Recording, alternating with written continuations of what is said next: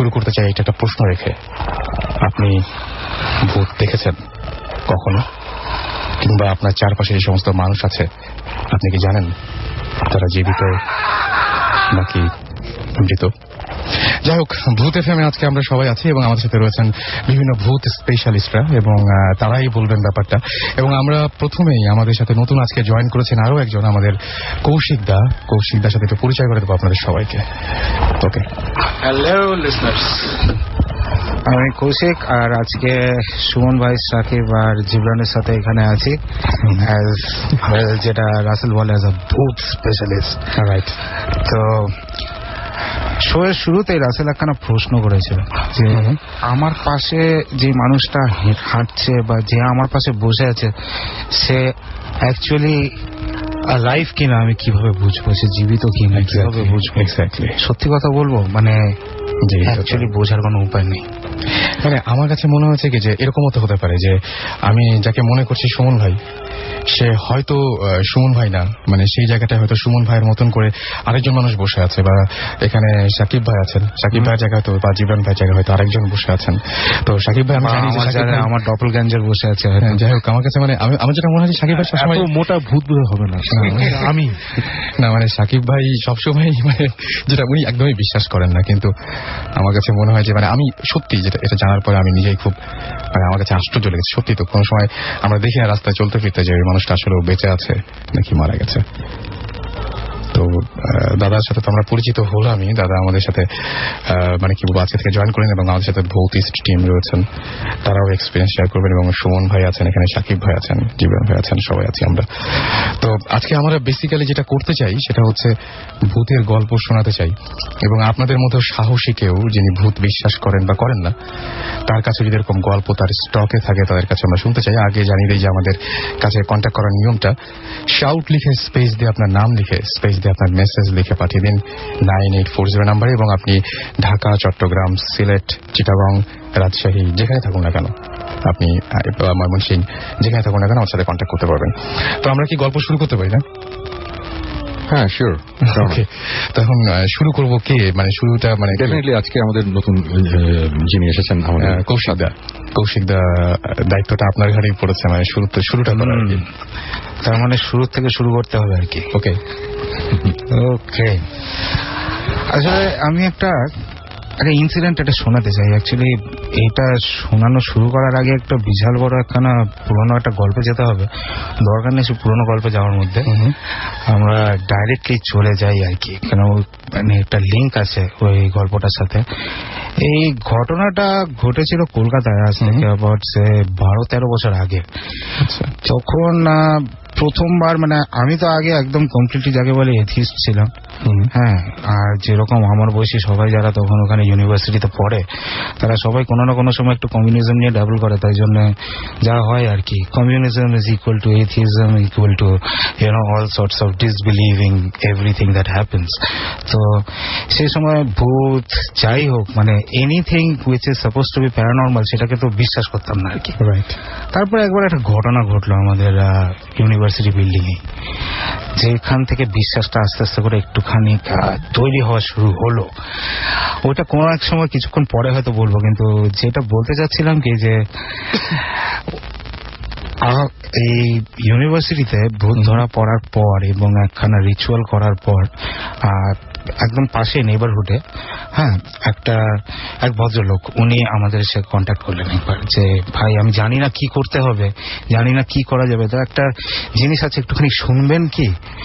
তো আমরা গেলাম। ইনফ্যাক্ট আমি এবং আমার এক বন্ধুর বাবা, আমরা দুজন ছিলাম ওখানে। উনি পেশায় উকিল, আবার একটু তান্ত্রিকও ছিলেন আর কি। হ্যাঁ, তো আমরা দুজন গেছিলাম ওখানে। তো বেসিক্যালি আমি গল্পটা বলি আর কি। যিনি আমাদেরকে নিয়ে গেছেন উনি হচ্ছেন বড় ভাই, এবং এই জিনিসটা ঘটেছে ওনার ছোট ভাইয়ের সাথে। ছোট ভাই বেসিক্যালি উনি একটা টি এস্টেটে, ওটা আলিপুর দুয়ারে।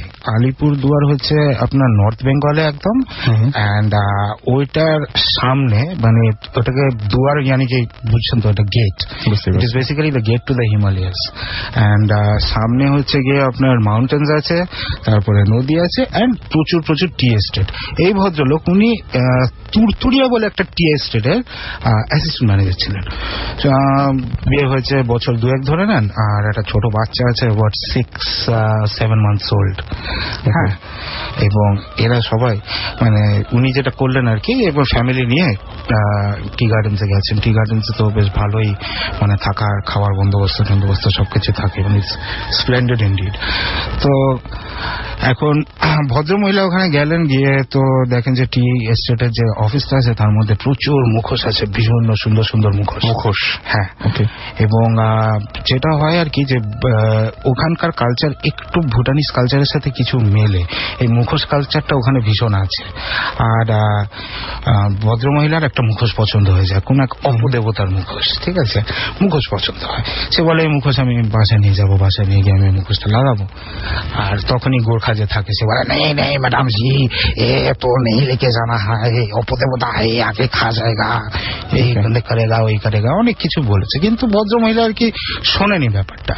উনি যেটা করলেন, উনি একদম ডাইরেক্ট মুখোশ নিয়ে হ্যাঁ বাসার মধ্যে একদম পুরো লাগা টাকা দিচ্ছেন।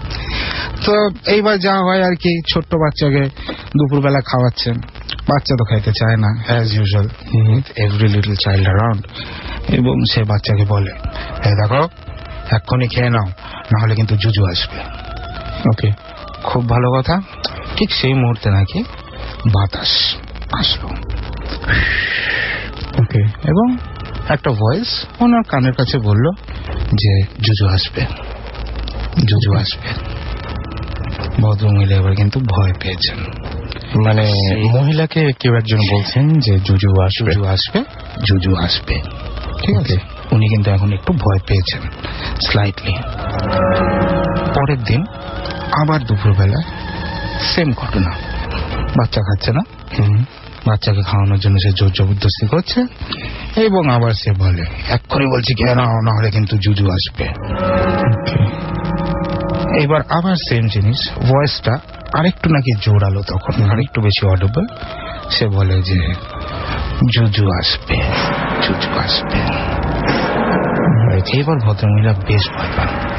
উনি বিকেলবেলা ওনার হাজবেন্ড আসতে উনি ইমিডিয়েটলি বলে দেখো আমরা এখানে থাকতে চাই না, আমি অ্যাটলিস্ট এখানে থাকতে চাই না, বিকজ এই জায়গাটা শিওরলি হন্টেড, কিছু একটা ঘটনা ঘটেছে। বলে কি হয়েছে তোমার সাথে আমাকে বলো, হাজবেন্ড বলেছে। তো সে বলে যে ওকে দেখো বাচ্চা খাচ্ছিল না, তো ওই সময় আমি বললাম যে এক্ষুনি খেয়ে নাও, না হলে কিন্তু জুজু আসবে। ঠিক সেই সময় নাকি অ্যাপারেন্টলি বেশ জোরে ভয়েসটা বলে ওঠে জুজু খাচ্ছে, জুজু খাচ্ছে। আচ্ছা, এবং তখনই বাচ্চার চিৎকার, এবং যেটা হয় ওনারা দুজন পাশের রুমে মানে ইমিডিয়েটলি দৌড়ে যান, গিয়ে দেখেন যে বাচ্চাটা হাফ ইটেন, অর্ধেক খাওয়া। আচ্ছা, জানলার ওখানে একটা খুব অদ্ভুত ক্রিচারটা কিঞ্চিত রেপটিলিয়ান, একটু নেকড়ের মতন, আবার একটু হিউম্যান ফিচার্স আছে, মানে টিপিক্যাল ক্রিপ্টিড যেরকম হয় আর কি, একদম ওরকম টাইপের। সে তাদের দিকে তাকায় নাকি জানলা দিয়ে বেরোয় চলে যায়।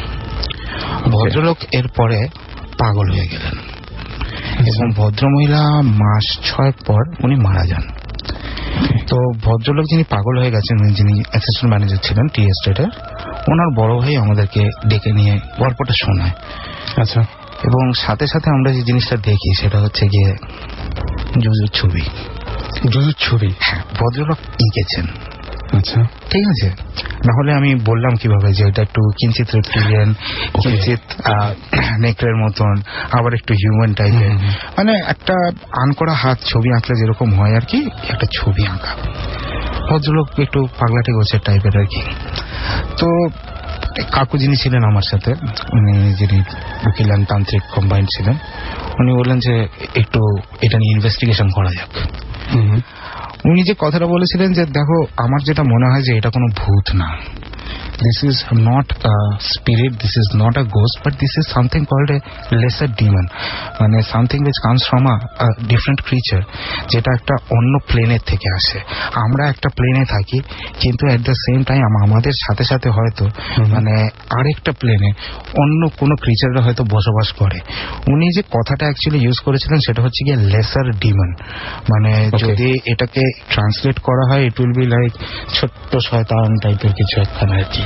এরা নাকি মাঝে মধ্যেই আমাদের মধ্যে ঢুকে পড়ে, আসে, আমাদের রূপ নিতে পারে, ইনভিজিবল থাকতে পারে, নিজেদের অরিজিনাল রূপে ফেরত চলে যেতে পারে। তো তার যে আইডিয়াটা ছিল যে এই তুরতুরিয়া টি এস্টেটের চারিপাশে এইসব জায়গাতে এ ঘুরে বেড়াচ্ছে, হি ইজ দেয়ার, এবং হয়তো এই মাঝে মধ্যে ওখানে প্রচুর না এই চিতাবাঘ বাচ্চা খেয়ে ফেলেছে, চিতাবাঘ বাচ্চা মেরে ফেলেছে, এই জিনিসপত্রগুলো ভীষণ থাকতো, মানুষকে অ্যাটাক করছে, সবকিছু কেউ কোনোদিন দেখেনি আর কি। আচ্ছা, তো আমরাও তুরতুরিয়া টি এস্টেটে গেছিলাম, মানে ওটা আসলে চিতাবাঘ কিনা বা এরকম এটা কেউ জানে না। আমরাও তুরতুরিয়া টি এস্টেটে গেছিলাম এবং 3 দিন ওখানে ছিলাম, আমরা কিচ্ছু খুঁজে পাইনি, নাথিং অ্যাট অল। ইনফ্যাক্ট সব গল্পগুলো সবার থেকে শুনেছি, বিভিন্ন মানুষজন বিভিন্ন নামে ডাকে আর কি। আচ্ছা, সবাই মনে করে জঙ্গলের মধ্যে একটা অপদেবতা আছে যে ওখানে থাকে, এন্ড এই জন্য সবাই একটু ভয়ে এড়িয়ে চলে আর কি, যে দরকার নেই, এর সাথে বেশি মেস করা উচিত না। তবে কাহিনী মানে আমি সাকিব ভাইয়ের নিশ্চয়ই কিছু বলার আছে। আই থিঙ্ক ভূতিষ্টা আমাদের একটা নাটক বানাচ্ছে। ওকে, বাট ইনভেস্টিগেশন কিভাবে আমি যাই না, I love the story. But let me tell you one more thing, গল্পটা কিন্তু এখনো শেষ হয়নি। আচ্ছা, ওম শান্তি ওমে শাহরুখ খান যেরকম বলেছিল কি হে হে হে দোস্ত কাহানি অভি তক খতম নেই হুই। 12 বছর না, প্রায় 10 বছর কেটে গেছে। স্টোরিটা স্টোরি আকারে মানুষজনকে, বিভিন্ন মানুষকে মাঝে মধ্যে শোনায় যে যেন এরকম একখানা ঘটনা ঘটেছিল, এরকম একটা ঘটনা ঘটেছিল। কি ঠিক তখনই একদিন হঠাৎ আমার এক বন্ধু আমাকে রাত্রিবেলা ফোন দেয়, ও নিকেতনে থাকে। আচ্ছা, ঢাকা নিকেতনে। আচ্ছা, এবং নিকেতনে থাকে, এবং আমাকে বলে যে তো তাড়াতাড়ি একটু আয়, আমার ছেলে বাম্বোর ছবি এঁকেছে। বাম্বো বেসিক্যালি ওর ছেলে ইমাজিনারি প্লেমেট। ওকে, বাচ্চারা অনেক সময় ইমাজিনারি প্লেমেট দিয়ে খেলে, তো সেরকম ইমাজিনারি প্লেমেট আর কি। মজার জিনিসটা হচ্ছে আমি ছবিটা দেখতে গেছিলাম। আচ্ছা, আনক্যানি রিজেম্বলেন্স টু জুজু, মানে ওই ঘটনাটা ঘটেছে এক জায়গায়, এটা ঢাকার নিকেতন, এবং ছবিটা মিলে গেছে একদম। তো থিওরি আর কি, জাস্ট থিওরি, অবভিয়াসলি এটার কোনো প্রুফ নেই, কারণ কোনো ইনভেস্টিগেশনই ওরকম নেই, তো প্রুফ কিভাবে থাকবে? এন্ড দ্যাট ইজ মেবি যেগুলোকে আমরা পল্টারজাইস্ট অ্যাক্টিভিটিস বলি, যে থাকে না কিছু খুনে ভূত, খারাপ ভূত, হ্যাঁ, যারা মানে ক্ষতি করে, হয়তো এরা আত্মা বা ভূত না, maybe they are different creatures from different places. I think it's worth the investigation.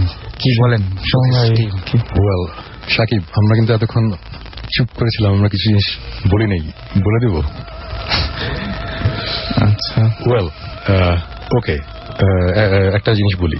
ঘটনাটা হচ্ছে প্রায় 3 বছর আগে। আচ্ছা, একদিন কফি 11-এ আমি আর কৌশিকদা বসে ভূতের গল্প করছিলাম, তখন আপনি আমাকে এই গল্পটা বলেছিলেন, রাইট?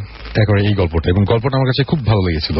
আচ্ছা, এবং আজকে একটা বোম ফুটাই, এই সেম সিমিলার স্টোরি, এটা তো একটা মিথ টাইপের, অনেক কথা বলে, রাইট?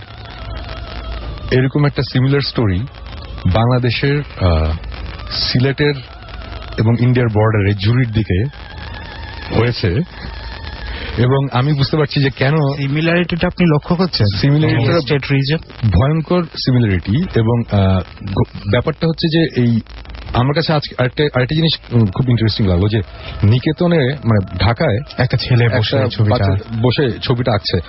মানে প্রথমে যখন আমরা এই স্টোরিটা শুনেছিলাম, শুনে আমার কাছে খুব ভালো লেগেছিল। তখনও এটা প্রায় 3 বছর না, আরো আগে হবে, 4-5 বছর আগে হবে। ওই যে বাংলাদেশের যখন ইয়ে করছিলাম আমরা, তখন ওই সময়কার কথা, অনেক আগের কথা। তারপরে তখন আমাদের ওই ভৌতিক টিমও হয়নি, সো এগুলো কিছু হয়নি। সো কিন্তু গল্পটা আমার কাছে খুব ভালো লেগেছিল। তারপরে আমি এই গল্পটা আরেকজনকে বলি, এবং যাকে বলি তার বাড়ি সিলেট, এবং সে তখন আমাকে বললো যে আমি তো এরকম একটা ঘটনা শুনেছি, এবং আমি বললাম এটা কোথায়? ইন্ডিয়া? বললো যে ওই আশেপাশেই, আমার আশেপাশে মানে কি বললো যে বর্ডারের ওদিকে, মানে ওই সাইডেও এই সাইডেও। এবং আমি কিছু ডিলিং করার পরে কিছু ইনফরমেশন পেলাম, পাওয়ার পর তারপরে যখন এই ভতিস নিয়ে যখন আমরা কাজ শুরু করলাম, একদিন এই সাকিব জিবরানকে বললাম, সাকিব একটাকে যেই কারণে বললো যে আমরা একটা এপিসোড করলে কেমন হয়। দ্য থিং ইজ, আমরা অ্যাকচুয়ালি এই জিনিসটা নিয়ে ইনভেস্টিগেট করছি এবং আমরা একটা এপিসোড বানাচ্ছি। এবং আজকে যখন এখানে আসছিলাম, আসার সময় আমরা আলাপ করছিলাম, বলছিলাম যে কৌশিকদা একটা এই গল্পটা বলেছিল, আজকে আমরা আবার মাইকের বাইরে বসে আরো কিছু ইনফরমেশন নিব, বিকজ আমরা দেখতে পাচ্ছি সিমিলারিটিটা এত বেশি কেন, মানে জিনিসটার ঘটনাটা কি। সো এই টি এস্টেট, এই পাহাড়ি জায়গা এবং এই যে জুজু ডিমনটা, হ্যাঁ এই টাইপের, ওইখানেও আমরা যা শুনছি অলমোস্ট সেম। ওইখানে কিছু বাচ্চা টাচ্চা নাকি হারায় যায়, এবং যেহেতু উপজাতীয়রা, ওদের তো আর অতটা ইয়ে থাকে না, ওদের পাওয়ার ক্ষমতা নেই, সো তারা 2 দিন কান্নাকাটি করে তারপর চুপ করে যায়। সো এটা নিয়ে অ্যাকচুয়ালি অথরিটির কাছে ওইভাবে জিনিসগুলো যায় না। This track was downloaded from FusionBD.com. So আমাদের অনেক কষ্টে অনেক ইনফরমেশন বের করতে হয়েছে। আমরা একটা ইনফরমেশন পেয়েছিলাম, সেটা হচ্ছে, মানে আমি বাংলাদেশের ঘটনাটা বলছি। 5 বছর পর পর, এটা একজন শিক্ষিত লোক আমাদের বলেছে, তার হিসাবে সে অনেকদিন ধরে ওই এরিয়াতে থাকে। 5 বছর পর পর ফেব্রুয়ারির মিড থেকে মার্চের মিড পর্যন্ত, স্প্রিং, হ্যাঁ এই সময়টায় নাকি এই ধরনের জিনিসপত্র অনেক বেশি হয়। এন্ড গেস হোয়াট, আমরা লাস্ট ফেব্রুয়ারির মিড থেকে মার্চের মিড পর্যন্ত অনেক দিন, প্রায় এই 30 দিনের মধ্যে আমরা বোধহয় 4 বার গিয়েছি, না 2-3 বার দিন করে থেকেছি। এবং ট্রাস্ট মি কৌশিকদা, আমি আপনাকে একটা ভিডিও ক্লিপ দেখাবো, কোনো জুজু বা কোনো ক্রিচারের ভিডিও না, আমাদের কি হয়েছিল, আমাদের কি হয়েছিল জাস্ট এটা দেখাবো। এবং এটা কোনো এক্সপ্লেনেশন দিতে পারেন নাকি আপনাকে, আমাকে বললেন, মানে আমরা জানি না ওখানে আমাদের সব জিনিসের তো আর এক্সপ্লেনেশন থাকে না, এই জন্যই তো এটা প্যারানর্মাল। এক্স্যাক্টলি। তো আজকে আমার কাছে খুব ভালো লাগলো জিনিসটা, যে না আমি তার মানে একটা লিঙ্ক পাওয়া যাচ্ছে। এবং আমারও যে জিনিসটা ভালো লাগলো, যে আমি তো নিজে নিজে বন্ধু বান্ধবদের মাঝখানে একটা থিওরি প্রপন্ড করছিলাম যে এরা সিমিলার জিনিসপত্র, সবাই মানে এক টাইপের, স্পিসিসটা একই। এটা আজকে আপনার কথাটা শুনে আরেকটুখানি বেশি মানে স্ট্রং হলো আর কি, যে ইউ নো দ্যাট এই থিওরিটা দিস মাইট জাস্ট হ্যাপেন। কিন্তু আমার কাছে প্রশ্নটা হতে যায় যে মানে সবচেয়ে মজার পার্ট বা ভয়ঙ্কর পার্ট, যেটা বলবো, মজার পার্ট বললে ভুল হবে, সেটা হচ্ছে যে ওই জায়গার একটা ব্যাপার, সেটা ঢাকার নিকেতনে একটা বাচ্চা বসে আছে। মানে এই জিনিসটা আমি জানি না যে এটা মানে কিভাবে। এখানে একটু জাস্ট মানে একটু লবণ ছিটে আর কি। ওকে, সেটা হচ্ছে যে মানে সুমন ভাই, আমি জীবন, we were all there একসাথে, we had similar experiences. Okay, I'm not convinced. It's always good to have a skeptic on that. I'm not convinced because আমি বলি, because স্পেশালি টি এস্টেট বা জঙ্গল টঙ্গলের দিকে যারা থাকে, তার ওখানে এখন তো অনেক মডার্ন লাইফ চলে এসেছে, তারপর অনেক ওয়াইল্ড ক্রিচার্স থাকে, যেমন চিতাবাঘ ছিল বা এসব ছিল। অনেক বাচ্চারা, চিতাবাঘের এটাই বলা হয়, এই ওয়াইল্ড ক্রিচার্স অনেক সময় ছোট ছোট বাচ্চাদের খেয়ে ফেলে। সো এটা 2 ভাবে এক্সপ্লেন করা যায়। একটা হচ্ছে যে ওরা বলে পশু পাখি নিয়ে গেছে, একটা হচ্ছে যে আল্লাহ জানে কি হয়েছে, কোন একটা অশরীর এসে নিয়ে গেছে বা হোয়াটএভার। এখন ওনার কেসে যেটা ইন্টারেস্টিং স্টোরি, এখানে যেটা হতে পারে যে maybe it was a tiger whatever, কিন্তু ওনারা তখন মানে when you're seeing your child, একটু আগে আমি ধমক দিয়ে গেছি, এখন গিয়ে দেখছি মানে হাফ ইটেন, তখন কিন্তু ব্রেন ঠিক থাকার কথা না।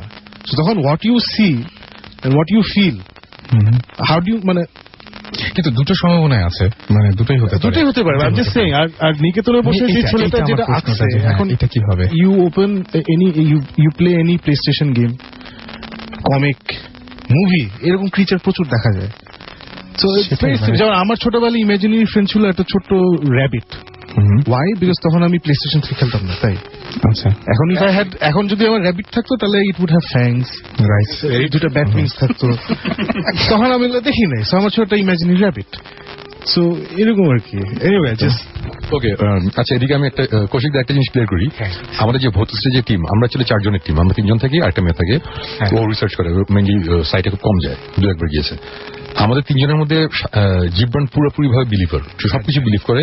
আমি হচ্ছে সামওয়্যার ইন বিটুইন, আমি করতে চাই, আই ওয়ান্ট টু বিলিভ। আর সাকিব কোন অবস্থাতে কোনো কিছু বিলিভ করে না। এটা ভালো টিম, এবং হ্যাঁ, এই জন্য এক্স্যাক্টলি, এই জন্য টিমটা ভালো। এই কারণে অনেক সময় আমরা অনেক কিছু দেখে হয়তো বলি যে না, এটা নিশ্চয়ই একটা কিছু, তখন সাকিব এরকম একটা কথা বলে, তখন বলে যাচ্ছে সরি, ভুল হয়েছে। আচ্ছা, উইন্ড করিডোর, কৌশিকদার যে উইন্ড করিডোর ব্যাপারটা, আমাদের এটা হয়েছিল, মনে আছে? আমাদের এটা হয়েছিল, ইট ওয়াজ সাডেনলি ভেরি কোল্ড, এসে সুমন ভাই তখন বলছে আচ্ছা এই জীবনের প্রথম ঠান্ডা লাগছে, কখনো ইউজুয়ালি তো গরম হয়, ওনার এসব এক্সপিরিয়েন্স আছে। হ্যাঁ, তো তখন আমরা একটু ইনভেস্টিগেট করে দেখলাম যে আসলে না, ওই জায়গাটাই এরকম। তারপরে পাশের লোকজন বললো হ্যাঁ এখানে দেখছেন না, এই যে দিক দিক ফাঁক ফোকর আছে, বাতাস আসে। মজার ব্যাপার কি সাকিব ভাই, যে যারা বিলিভ করে না তাদের ক্ষেত্রেও আমাদের কৌশিকদা একটা ব্যাখ্যা আছে, যেটা আমরা একটু আগে শুনছিলাম, একটু বলবেন ওটা যে আমি যেটা বলেছি আর কি, মানে মানুষজন সবাই বলে যে আমি just 1 second, I'm not a disbeliever to be a disbeliever. Okay, মানে it's not like যে না এটা হইতে পারে না, it's not possible. No, anything is possible. আমার কথা হচ্ছে let's investigate, let's study. When all else is eliminated and we can't explain anything, তখন আমরা বলবো। যেমন আমরা যদি সবাই মানে অনেকে এসে অনেক গল্প বলতে পারে, সবগুলো বিশ্বাস করলে আমরা মনে হবে সারাক্ষণ রূপকথাতে আছি, তাই না? সেটাই। So তখন it's better to investigate and all that. এই আর কিছু না, nothing else. And for my sake, আমি believe queen not just because of believing, but it's definitely I'm like an early warning system এখন। হ্যাঁ, definitely. তো আমরা কি মানে আবার একটা গান টান শুনে আসি না?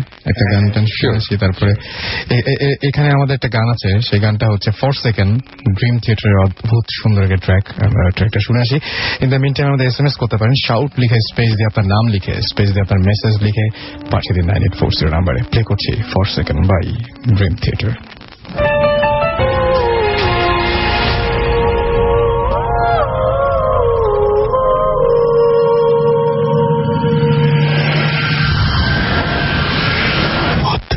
FM haunted by Airtel.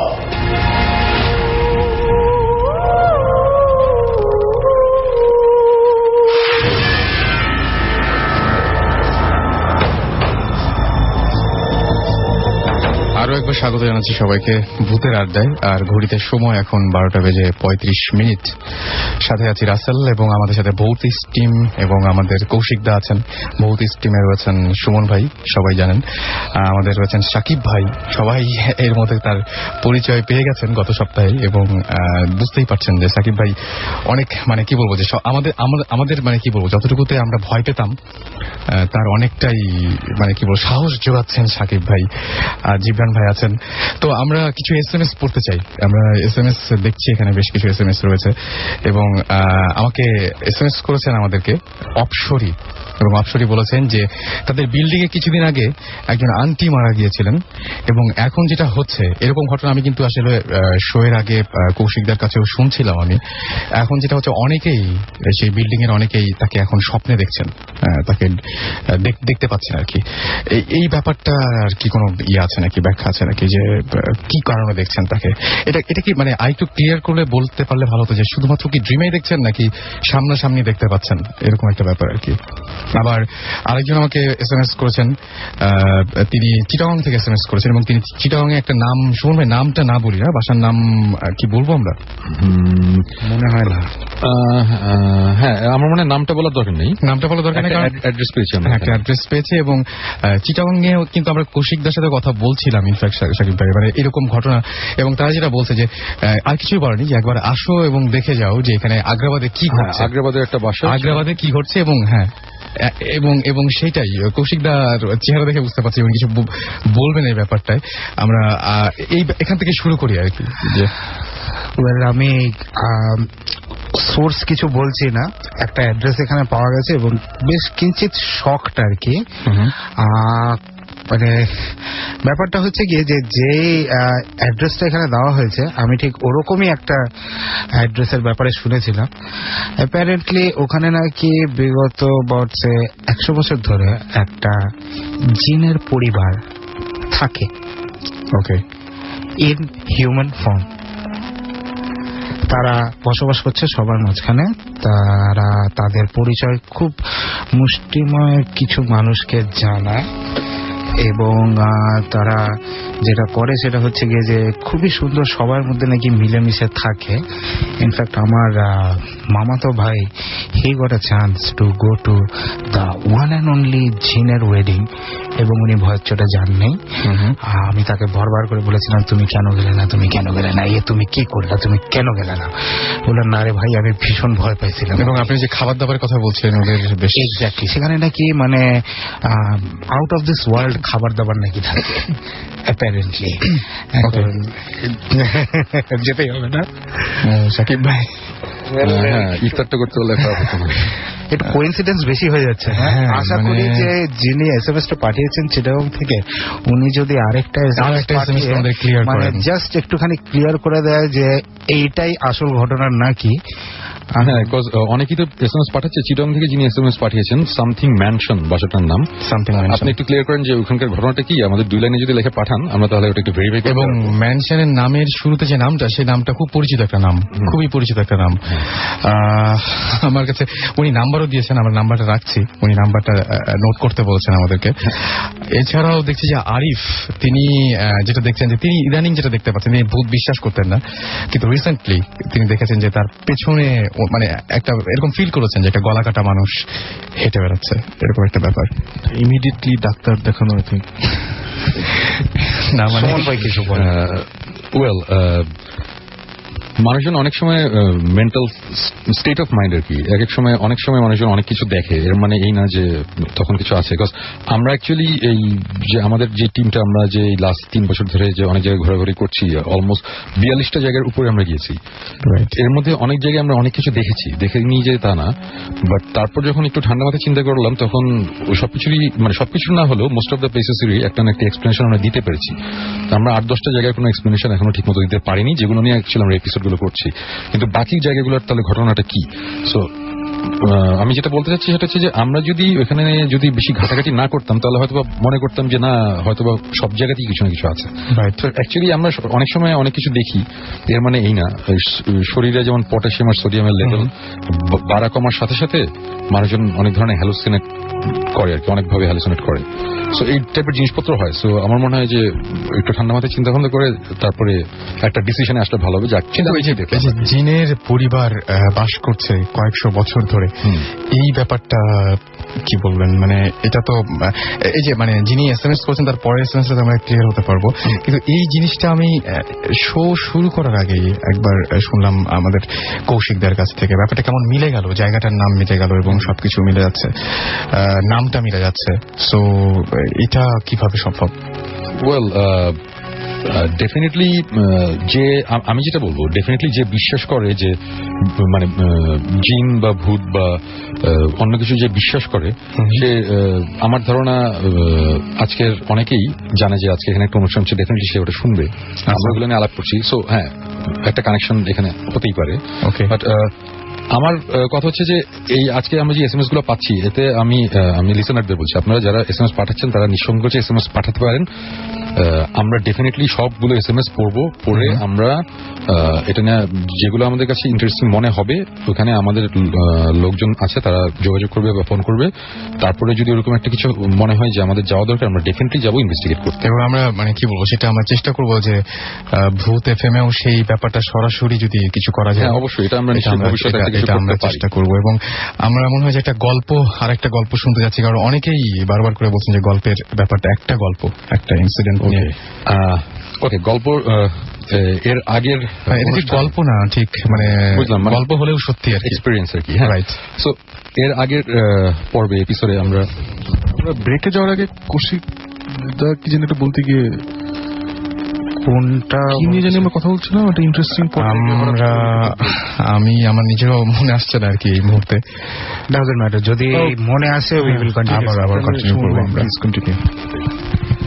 যেটা বলছিলাম যে লাস্ট এপিসোডে আমরা বলেছি যে আমরা আমাদের কাছে অনেক ধরনের ঘটনা আছে যেগুলো আমরা কিছু কিছু আমরা বলছি, কিছু কিছু বলছি না। যে আমাদের যেহেতু ভৌতিস্ট নামে একটা টিভি শো আসছে, ওখানে আমরা কিছু জিনিস রেখে দিচ্ছি। বাট একটা ঘটনা আমি বলতেই পারি, এটা বেশ এটা অ্যাকচুয়ালি পার্সোনালি আমি একা এক্সপিরিয়েন্স করেছিলাম। আচ্ছা, এটা হচ্ছে প্রায় 6 বছর না আরো বেশি হবে, বেশ কয়েক বছর আগের কথা। আচ্ছা, আমি তখন সিঙ্গাপুরে গিয়েছিলাম একটা কাজে। আচ্ছা, ওই সময় অ্যাকচুয়ালি হোটেল পাওয়া খুব কঠিন হয়ে গিয়েছিল, বিকজ আমি লাস্ট মোমেন্টে আমি অ্যাকচুয়ালি হোটেল বুকিং দিয়েছিলাম। সো আমি ইউজুয়ালি যে হোটেলে থাকি ওটা পাইনি। সো একটা হোটেল পেলাম, এটা হচ্ছে সিঙ্গাপুরের অর্চার্ড রোড আছে, খুবই ফেমাস একটা জায়গা। নিউ ইয়র্কে যেমন টাইমস স্কয়ারে সবাই যায়, সিঙ্গাপুরে ওই অর্চার্ড রোডে সবাই যায়। সো অর্চার্ড রোড একটা হোটেল, হোটেলের নামটা আমি বলছিলাম, নামটা হচ্ছে গ্র্যান্ড সেন্ট্রাল। আচ্ছা, গ্র্যান্ড সেন্ট্রালের 3 তলায় ছিলাম, রুম নাম্বারটা আমি ভুলে গেছি। এটা একেবারে লাস্ট মাথার ডান সাইডের রুম। আচ্ছা, লিফট থেকে বের হয়ে লাস্ট মাথায়। ওই আমি তখন যেটা হলো যে আমি রাতে একটা মুভি দেখে হোটেলে ফিরলাম। তো হোটেলে মুভিটা ছিল হচ্ছে সিক্স সেন্স, তখন মাত্র রিলিজ হয়েছিল সিক্স সেন্স। তো আপনারা বুঝতেই পারছেন এটা প্রায় 10 বছর আগে হওয়ার কথা, তাহলে ওরকম একটা কিছু অনেক আগের কথা। সো সিক্স সেন্স দেখে রাতেও আসলাম, এসে মুভিটা দেখতে গেছিলাম রাত 12টার মুভি আর কি। সো 2টা 2:30টার দিকে হোটেলে ব্যাক করেছি, করে ঘুমাতে যাবো তখন এরকম 3টা 3:30 কিছু একটা বাজে।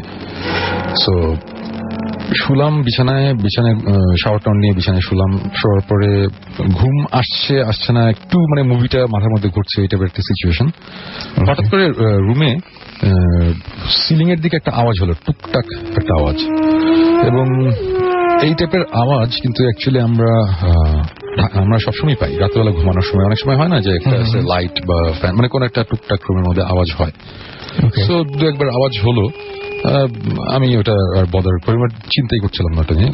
কিন্তু আবার দেন এগেন ওই সিক্স সেন্স দেখেছিলাম, সো হঠাৎ করে এই ভূতটুতের ব্যাপার স্যাপার মাথার মধ্যে চেপে বসলো।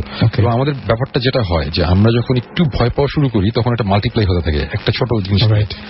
সো আওয়াজ হতে একটা সময় আমার না একটু ভয় লাগা শুরু করলো, স্বীকার করতে অসুবিধা নেই, আমি একটু ভয় পাচ্ছিলাম। আর আমার একটা খুব স্বভাব আছে, সেটা হচ্ছে যে আমি যদি কখনো ভয় পাই, আমি যেই কারণে ভয়টা পাচ্ছি সোর্সটা যেটা, আমি ওটা ফেস করার চেষ্টা করি। আচ্ছা, যখন আওয়াজ হচ্ছিল তখন আমি হঠাৎ করেই একটু জোরে জোরেই বললাম, সাহস সঞ্চয় মানে ভয়টা কাটানোর জন্য, যে কি এত টুকটাক আওয়াজ করছিস, মানে পারলে একটু জোরে আওয়াজ কর। মানে আমি ইচ্ছে করে একটু চিৎকার করে একটু বললাম। বলার সাথে সাথে আমার মনে হলো কি যে আওয়াজটা কিরকম মুখ দিয়ে বলি, টাক টাক টাক টাক টাক এই টাইপের একটা জিনিস। মনে হয় যে সিলিং এর মধ্যে কেউ কিছু একটা বাড়ি দিল টাইপের, তো মানে জিনিসটা একটু উইয়ার্ড একটা আওয়াজ। ওটা শুনে না আমি তখন আমি ভয় পেয়ে গেছি। আমি বললাম যে ব্যাপার থেকে আমি সাথে সাথে উঠে বসলাম, কিছুক্ষণ বসে থাকলাম, তারপর কোনো আওয়াজ নেই, কিছু নেই। বললাম যে আচ্ছা ঠিক আছে, কোনো ব্যাপার না, এটা জাস্ট এটা কোইন্সিডেন্স, তখনই একটা কোথাও কিছু একটা হয়েছে, একটা আওয়াজ। আমি তখন আবার শুয়ে পড়লাম। একটু পরে সবচেয়ে ভয়ঙ্কর জিনিসটা হলো, শুয়ে আছি, একটু পরে আমি একটা আওয়াজ পেতে শুরু করলাম বাথরুম থেকে। এবং তারপরে আমি রিয়েলাইজ করলাম যে অ্যাকচুয়ালি বাথরুমে পানি পড়ার আওয়াজ হচ্ছে। আচ্ছা, দিস ইজ উইয়ার্ড, বিকজ আমি বাথরুমে যাইনি, আমি বাথরুমে শাওয়ার নিয়ে এসে আমি ঘুমাতে চলে এসেছি। আগে পর্যন্ত কোনো ধরনের এটা ওই শাওয়ার নিয়ে আসারও প্রায় 1.5-2 ঘন্টা পরের ঘটনা। বাথরুমে গিয়ে কল ছেড়েছে, কল থেকে পানি পড়ছে, এই টাইপের একটা আওয়াজ। এবং তখন আমি অ্যাকচুয়ালি সিরিয়াসলি ভয় পেলাম। সাথে সাথে তখন আমি চিন্তা করলাম, এখন কি আমি বাথরুমে যাবো, বাথরুমে কি দেখবো নাকি দেখবো না, এই করতে করতে তারপরে একটা সময় যখন দেখলাম যে পানির আওয়াজটা বন্ধ হয়ে গেল, তখন একটু সাহস আসলো। আসার পরে লাইটটা জ্বালালাম, জ্বালিয়ে তখন আমি ইয়েতে কল দিলাম, নিচের রিসেপশনে কল দিলাম, রুম সার্ভিসে কল দিলাম, 24 আওয়ার্স রুম সার্ভিস। তখন কল দিয়ে বললাম, আচ্ছা তোমাদের এখানে খাবার টাবার কি আছে? বলো যে এখন তো তখন মানে সকালের মানে তখন কটা 4টা বাজে বা এরকম একটা, মানে সকালও না রাতও না, মাঝামাঝি একটা জায়গা। তো রুম সার্ভিসে বলে যে আমরা এখন তোমাকে স্যান্ডউইচ দিতে পারবো। আমি বললাম যে ফাইন ভাই, স্যান্ডউইচ নিয়ে আসো। মানে অ্যাকচুয়ালি ব্যাপারটা হচ্ছে কেউ আসুক রুমে, আমি তো ভয় পাচ্ছি না। এবং আমি বসেছি, এখনো আসে না স্যান্ডউইচ, আসে না কেন? তারপরে অনেকক্ষণ পর স্যান্ডউইচ নিয়ে যে আসো তাকে দেখে মনে হলো হ্যাঁ, ততক্ষণ আমি লাইটটা জ্বালানো অবস্থায় আমি বসে আছি, বাথরুমে যাইনি যদিও, এখানেই বসেছিলাম। এবং যখন আসলো তখন ওকে দেখে মনে হলো আল্লাহ সেভিয়ার, মানে এত মানে লোকটাকে এত ভালো লাগছিল। আমি বললাম যে দাঁড়াও, তারপরে ইউজুয়ালি আমি যেটা করি যে বিল না দিয়ে সাইন করে দিই। আমি তখন সাইন না করে আমি একটা বড় একটা নোট দিলাম যাতে এটা চেঞ্জ করে আবার নিয়ে আসে। তখন আমার ভয় লাগছিল। এবং ওর সাথে চেঞ্জ যখন নিয়ে আসলো তখন ওর সাথে অনেক গল্প বলে যে দেখো আমার নিচে যেতে হবে। বললাম যে না, তুমি আরেকটু থাকো, অসুবিধা নাই, তাই এখানে কেমন লাগে রাত্রেবেলা যে কাজ করো এই টাইপের। মানে আমি চেষ্টা করছিলাম যে ও কিছু একটা বলুক এবং জেনে নেওয়া কিছু। বাট ওই রাতে পরে যেটা হলো যে সকাল একটু আলো হওয়ার সাথে সাথে আমি যেটা করলাম, ব্যাগ ট্যাগ নিয়ে সোজা নিচে রিসেপশনে গিয়ে বললাম যে I want to check out, আমি এখানে থাকবো না। তারপরে বের হয়ে অন্য হোটেলে আসলাম। ইন্টারেস্টিং ব্যাপার হচ্ছে, ঢাকায় আসার পরে আমি একজনকে গল্পটা বলছিলাম, সে আমার সেও আমি যেই বিজনেস করতাম সে ওই বিজনেসে জড়িত ছিল। তা বিজনেস পার্টনার ঠিক না, মানে কলিগ টাইপের বলা যেতে পারে। তো ওরকে বলছিলাম এরকম গ্র্যান্ড সেন্ট্রালে গিয়ে গেলাম, এরকম একটা জিনিস হলো। তখন বলো যে আপনি গ্র্যান্ড সেন্ট্রালে কেন থাকলেন? আমি কোনো রুম টুম পাইনি, কেন, কি হয়েছে? তো ওই লোক আবার সিঙ্গাপুরে অনেকদিন ধরে, মানে 15 বছর ধরে বিজনেস করছে। সে বলো যে দেখেন এই গ্র্যান্ড সেন্ট্রাল হোটেলটা নিয়ে আমি অনেক কথা শুনেছি, এবং ওই হোটেলের একটা বদনাম আছে যে ওই হোটেলে নাকি রাত্রিবেলা অনেক ধরনের উল্টাপাল্টা জিনিসপত্র হয়। তো তখন বুঝলাম আচ্ছা ঠিক আছে, তাহলে হয়তো বা একটা কিছু হয়েছিল, থ্যাঙ্ক গড আমার কিছু হয় নাই। এটা একটা গল্প, এটা অতটা ভয় না হলেও আমি ডেফিনেটলি বলতে পারবো যে আমি ওই দিন আসলে অনেক ভয় পেয়েছিলাম। মানে ব্যাপারটা খুবই অদ্ভুত লাগলো যখন মানে সবচাইতে বেশি মানে যেটা মজার পার্ট ছিল সেটা হচ্ছে পরবর্তীতে কেউ একজন আবার ওটাকে বললো যে একটা মজার জিনিস হচ্ছে যেটা আমি সাথে ডিসকাস করছিলাম যে একটা কমন ফ্যাক্টর এগুলো সব দিক দিয়ে হচ্ছে যে বাথরুমের কল ফসেট, এটা সব জায়গাতেই মোটামুটি এক্সপেরিয়েন্স করেছেন, আমিও সাকিবও। সো মানে আইদার আমাদের বাথরুম সিস্টেম মানে ট্যাপ সিস্টেম খুবই খারাপ বাংলাদেশে, না মানে সমস্ত ওয়ার্ল্ড ওয়াইডই তাই হচ্ছে। আরেকটা জিনিস হচ্ছে যে আরেকটা কমন জিনিস আমি পেয়েছি বিভিন্ন জনের কাছ থেকে গল্প শুনতে গিয়ে, সেটা হচ্ছে যে টেলিফোন। আমাকে একজন এরকম বলেছেন যে তার টেলিফোনে কোনো বাতি জ্বলে না আর কি, যখন রিসিভার তোলা হয় তখন কোনো বাতি জ্বলে না, বাটনগুলোতে কোনো বাতি জ্বলে না, কিন্তু সে এরকম মাঝে মাঝে শব্দ পায় যে টেলিফোনের রিং হচ্ছে, কিন্তু রিংটা হয় হচ্ছে অ্যাম্বুলেন্সের সাউন্ডের মতো, সাইরেনের মতো অনেকটা, এবং সেখানে নীল একটা আলো জ্বলে, এবং যখন কাছে আসে তখন বোঝা যায় যে না মানে কেউ কল করছে না, সে হয়তো কাউকে ডায়াল করেছে, এবং ডায়াল টোনটা হচ্ছে siren. This track was downloaded from FusionBD.com. এইরকম একটা ব্যাপার তার সাথে মাঝে মাঝে ঘটে, এবং সেই ফোনটা সে ভয়ে তোলেনি এখন পর্যন্ত, কিন্তু এবং তার ফোনের মানে কি বলবো বাটন যেগুলো আছে সেগুলোতে কোনোটাতেই বাতি জ্বলে না, কিন্তু এটাতে খুবই আশ্চর্যের একটা ব্যাপার যে নীল একটা বাতি জ্বলে প্রত্যেকটা বোতামগুলোতে। হাইটেক চিন্তা হতে পারে মেবি। আচ্ছা, তো আমার মনে হয় যে আবারও কি ব্রেকে যাবো নাকি আরেকটা গল্প শুনতে পারি? কৌশিকদা একটা কিছু। কৌশিকদা, কল নিয়ে আমরা গল্প করছিলাম তাই তো? হ্যাঁ কল। হ্যাঁ, তো সুমন ভাই মনে আছে বাড়িধারার বাসায় আমার আপনি আসছেন, বেশ সুন্দর একটা পুরনো বাসা, মানে আমি রোড নাম্বার আর বাসা নম্বর বলবো না কারণ আমি জানি ওখানে মানুষজন থাকেন। হ্যাঁ, তো ওনারা শুধু শুধু ভয় পাবেন হয়তো। আমি যখন ঢাকায় প্রথম আসি 2004-এ, তখন ওই বাসাটা basically it's very old house, খুবই সুন্দর ইন দ্য সেন্সে যে পুরোনো বাসা যেরকম হয় আর কি, মডার্ন ফেসিলিটিস এর দিকে একটু প্রবলেম ছিল, কল টল লিক করতো, এবং কল নিয়েই গল্পটা ভীষণভাবে কল লিক করতো, পানি লিক করতো, দেয়াল তো ট্যাপ ছিল, কিন্তু ওভারঅল একটা ওল্ড ওয়ার্ল্ড চার্ম ছিল বাসাটার মধ্যে। বিশাল বড় ছিল, আমি একা মানুষ থাকতাম ওখানে। আর বেসিক্যালি আমার এমডি আগে বাসাটা ভাড়া নিয়েছিলেন, এবং পরে যা হয় আর কি, আফটার কেউ একজন গল্প কিছু একটা ন্যারেট করে, তারপরে আস্তে আস্তে করে সব গল্প বেরোতে থাকে একটু একটু করে।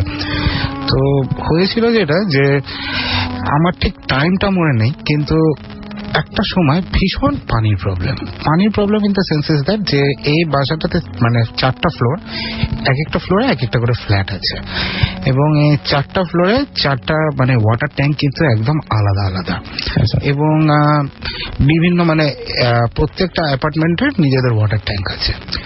আমার পানি থাকে না, এবং সে যে কি খারাপ অবস্থা হতো সকালবেলায় আমি আসলে বুঝে বলতে পারবো না। তার কারণ হচ্ছে গিয়ে যে নিচে মানে ওই বাসায় তখন at that point in time আমি এক সিকিউরিটি গার্ড আর বুড়া চাচা কেয়ারটেকার থাকে। আমি সকালবেলায় চিৎকার করে উঠতাম, চাচা পানি ছাড়েন। চাচা পানি তোলা শুরু করতো, ততক্ষণে আমার সবকিছু শেষ করে ঠরে মানে একদম 10 মিনিটের মধ্যে বেরোয় যেতে হতো, বিকজ সব পানি পড়ে যেত। চাচা প্রচুর রাউন্ড মারলেন বিল্ডিং এর, কিন্তু সে কিছুই খুঁজে পাচ্ছেন না। বলে রাখি যে এইখানে একটা রুম আছে, এই বাসায় 4টা রুম ছিল বিরাট বিরাট। তো একটা রুম ছিল যার মধ্যে আমার এমডির সব ফটোগ্রাফি ইকুইপমেন্ট সবকিছু রাখা ছিল, এবং এই রুমটা আন্ডার লক এন্ড কি থাকতো সবসময়। ইনফ্যাক্ট সুমন ভাই ওখানে শুটিংও করছেন ওই রুমের মধ্যে। হ্যাঁ, তো এই রুমটা ইউজুয়ালি আন্ডার লক এন্ড কি, এবং এই কিটা থাকতো আমার এমডির কাছে। তো আমার এমডি তখন দেশে নেই। হ্যাঁ, এবং এই পানি কোথা থেকে পড়ছে কিচ্ছু বোঝা যাচ্ছে না, পানি আসছে চলে যাচ্ছে, এন্ড ইউ নো আমি বেশ কষ্টের মধ্যে আছি আর কি, মানে বেশ কষ্টের মধ্যে। তো চাচা রোজই রাউন্ড লাগায়। চাচাকে ইনফ্যাক্ট আমি বললাম যে চাচা আপনি যখন এবার পানি তুলবেন, তুলে একটুখানি রাউন্ড দিতে থাকবেন, যে যদি কোন দিকে যায় মানে কোন একটা পাইপের থেকে পানি পড়ছে যদি আপনি মানে ফিগার আউট করতে পারেন। তো সো এরকম একটা সময় আগে থেকে বলে দিই যে এই বাসায় কেউ আসে না, হ্যাঁ কেউ আসে না আমি ছাড়া, নো ওয়ান। তো হঠাৎ একদিন রাত্রিবেলা বাসায় ফিরলাম, আমার ওয়ার্ক স্টেশনটার উপরে একটা নোট লেখা আছে, একটা ওয়ার্ক স্টেশনের উপরে একটা নোট, আচ্ছা, একটা কাগজের উপরে লেখা আছে এবং ইংলিশে লেখা CHK চেক দ্য স্টুডিও।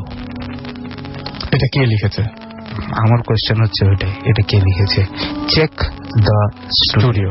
ওকে, মানে যে রুমটা লক ছিল, হ্যাঁ, ওই লকড রুমটা লকটাই চেক দ্য এবং কিন্তু পানিটা তো ওভারফ্লো হয়ে বাইরে চলে আসার কথা। এক্স্যাক্টলি, আমি বলি এখন।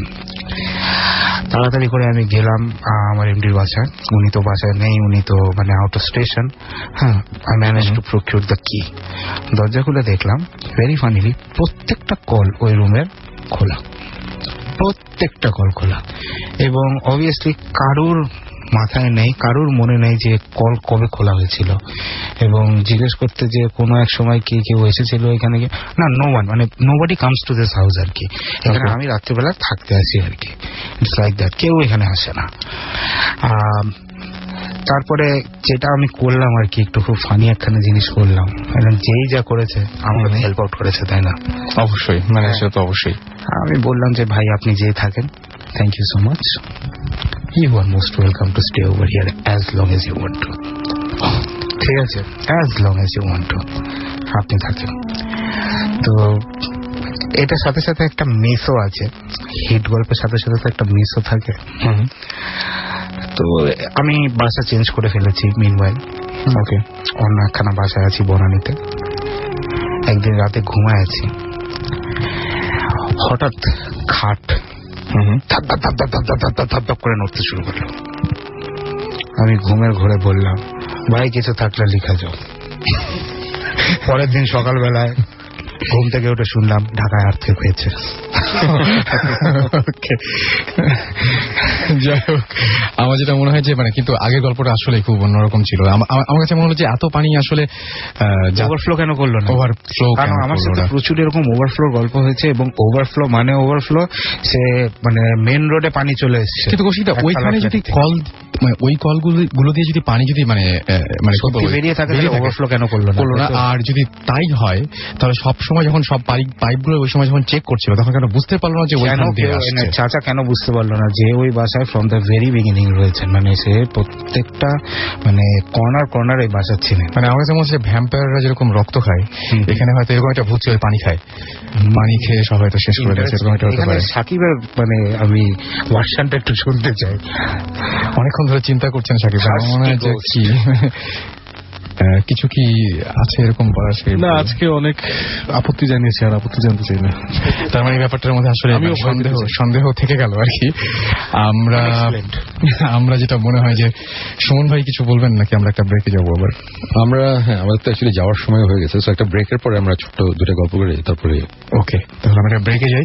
আর এখন যে গানটা শুনবো তার আগে জানিয়ে দিই যে SMS করার নিয়মটা যারা জানেন না তাদেরকে বলছি যে আমার সেরকম যদি কোনো মজার বা কিরকম সেরকম যদি কোনো একটা মানে ইন্টারেস্টিং কোনো SMS আপনি করতে পারেন তাহলে আমরা সরাসরি আপনাকে কল করব। আমাদের কল ভেসে উঠবে আপনার সেলফোনে। আর এই মুহূর্তে আর যারা এখনো জানেন না তাদেরকে নিয়মটা বলে দিই যে শাউট লিখে আপনার সেলফোনের মেসেজ অপশনে গিয়ে শাউট লিখে স্পেস দিয়ে আপনার নাম লিখে স্পেস দিয়ে আপনার মেসেজটি লিখুন এবং পাঠিয়ে দিন 9840 নাম্বারে। এই ভূত নিয়ে আপনার যত তথ্য ইচ্ছা করলে আপনি আমাকে দিতে পারেন। আর এখন যে গানটা প্লে করবো সেটা হচ্ছে মাইকেল জ্যাকসনের ডেফিনেটলি একটা গান, ঘোস্ট। গানটির নামই ঘোস্ট। চলুন শুনে আসি গানটি।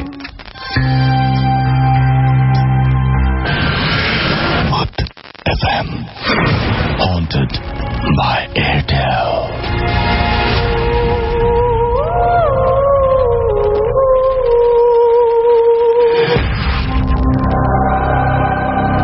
শুনছেন সবসময় রেডিও ফুর্তি, আর আমি রাসেল আছি সাথে, আমার সাথে রয়েছে বাস্তব, এবং কথা অনুযায়ী আজকে কোনো গেস্ট নেই।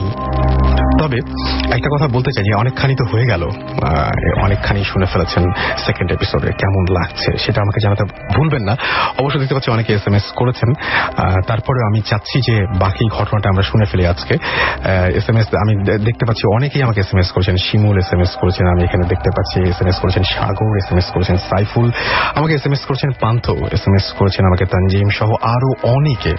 তো সেই SMS গুলোর মধ্যে আমি এখন আপাতত না যাই, আমি বরং বাকি ঘটনাটা শুনে দিই। তবে তার আগে আপনাকে যে ব্যাপারটা বলবো সেটা হচ্ছে আপনি ইচ্ছা করলে কিন্তু এখন আপনার এই এপিসোডে যদি মিস করে ফেলেন তাহলে আবারও শুনতে পারবেন। সেজন্য আপনি যেটা করতে হবে, এয়ারটেল এম রেডিওর সাহায্য নিতে হবে এবং আপনি ডায়াল করুন আপনার এয়ারটেল নাম্বার থেকে 4040 এবং তারপরে আপনি সিলেক্ট করুন চ্যানেল 22 এবং চ্যানেল 22 সিলেক্ট করার পরে দেখবেন যে একের পর এক এপিসোডের অপশনগুলো চলে এসছে এবং তারপরে আপনি পছন্দ মতো যে এপিসোডটি মিস করেছেন, যে এপিসোডটি আগে শুননি, সেই এপিসোডটি চাইলেই শুনতে পারবেন। অ্যান্ড ইচ্ছা করলে আপনি কিন্তু ভূত এফএম এর এখন যে ভূত এফএম এর যে কলার টিউনটা আমরা বাজাই, সেই ভূত এফএম এর কলার টিউনটা আপনি ইচ্ছা করলেই কলার টিউন বা মাই টিউন হিসেবে সেট করে ফেলতে পারেন। সেজন্য আপনি যেটা করতে হবে, কোড নাম্বারটা মনে রাখতে হবে, and code number is 92125 and you can activate it by sending an SMS.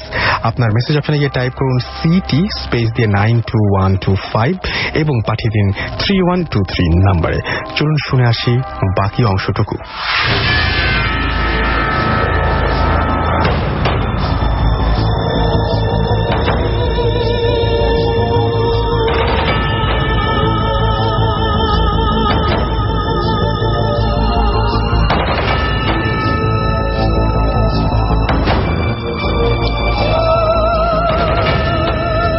শুনছেন সবসময় রেডিও ফুর্তি, আর চলছে ভূত এফএম। ঘড়িতে সময় এক্স্যাক্টলি সকাল না, রাত এখন একদম মাঝ রাতের পরে 1:13। আর এখানে আমরা সবাই ভূত নিয়েই কথা বলছি এবং ভূতের যে সমস্ত সবাই এক্সপিরিয়েন্স করছেন সেই সমস্ত এক্সপিরিয়েন্স। তো আমরা এতক্ষণ নিজেদের মধ্যে কথা বলছিলাম সবাই। সুমন ভাইয়ের কাছে আমরা গল্প শুনেছি একটা, আমরা বেশ কিছু গল্প শুনেছি আমাদের কৌশিকদের কাছ থেকে। এখন আমরা চাচ্ছি যে আমাদের যারা শুনছেন এই শোটা সেরকম একজনের কাছ থেকে, এবং সেরকম একজনকে আমরা পেয়েও গিয়েছি। আমাদের সাথে এখন যিনি কথা বলবেন তার নামটা তার কাছ থেকে জানবো, তবে তিনি কি করেন সেটা আমি বলে দিচ্ছি। তিনি অ্যাম্বুলেন্স চালান, রাইট? এখন তার অনেক এক্সপিরিয়েন্স আছে, তার মধ্যে থেকে একটা এক্সপিরিয়েন্স আমরা শুনবো তার কাছ থেকে। হ্যালো। হ্যাঁ, আমরা আপনাকে শুনতে পাচ্ছি। আপনার একটা গল্প ছিল, যে গল্পটা আমরা একটু আগে, মানে যে গল্পটা আপনি বলতে চেয়েছিলেন এবং আমাদেরকে জানিয়েছেন একটা গল্প বলবেন, সেই গল্পটা একটু শুনতে যাচ্ছি আপনার কাছ থেকে। আমরা আসলে ওনাকে ঠিক, আমি বুঝতে পারছেন যে উনি শুনতে পাচ্ছেন কিনা আমাদেরকে। মাঝখানে একবার হ্যালো শুনেছি কিন্তু আমরা। হ্যাঁ শুনেছি, হ্যাঁ, কিন্তু এখন দেখছি যে আবার বন্ধ হয়ে গেল কথাটা। যাই হোক, আমরা অন্য একটা গল্পে যাই, সুমন ভাইয়ের গল্পে যাই, দেখি। উনি তো সাড়া দিচ্ছেন না, তো এই ফাঁকে একটা ঘটনা বলি। সেটা হচ্ছে এলিফ্যান্ট রোডের দিকে একটা হোটেল ছিল। আচ্ছা, বেশ আগে, হোটেলের নামটা বলছি না।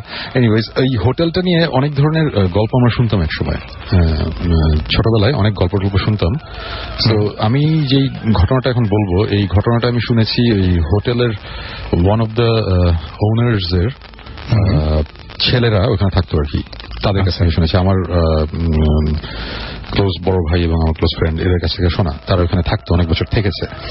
তো এই হোটেলটার একটা ব্যাপার ছিল, এই হোটেলে সামহাউ, মানে কোইন্সিডেন্স বলে যাই বলি, 3 জন মানুষ সুইসাইড করেছে। এটা 3টা ঘটনা, মানে একজনের সাথে আরেকজনের কোনো সম্পর্ক নেই। একজন মোস্ট প্রবলি অনেক স্লিপিং পিলস খেয়েছিল, মারা গেছিল।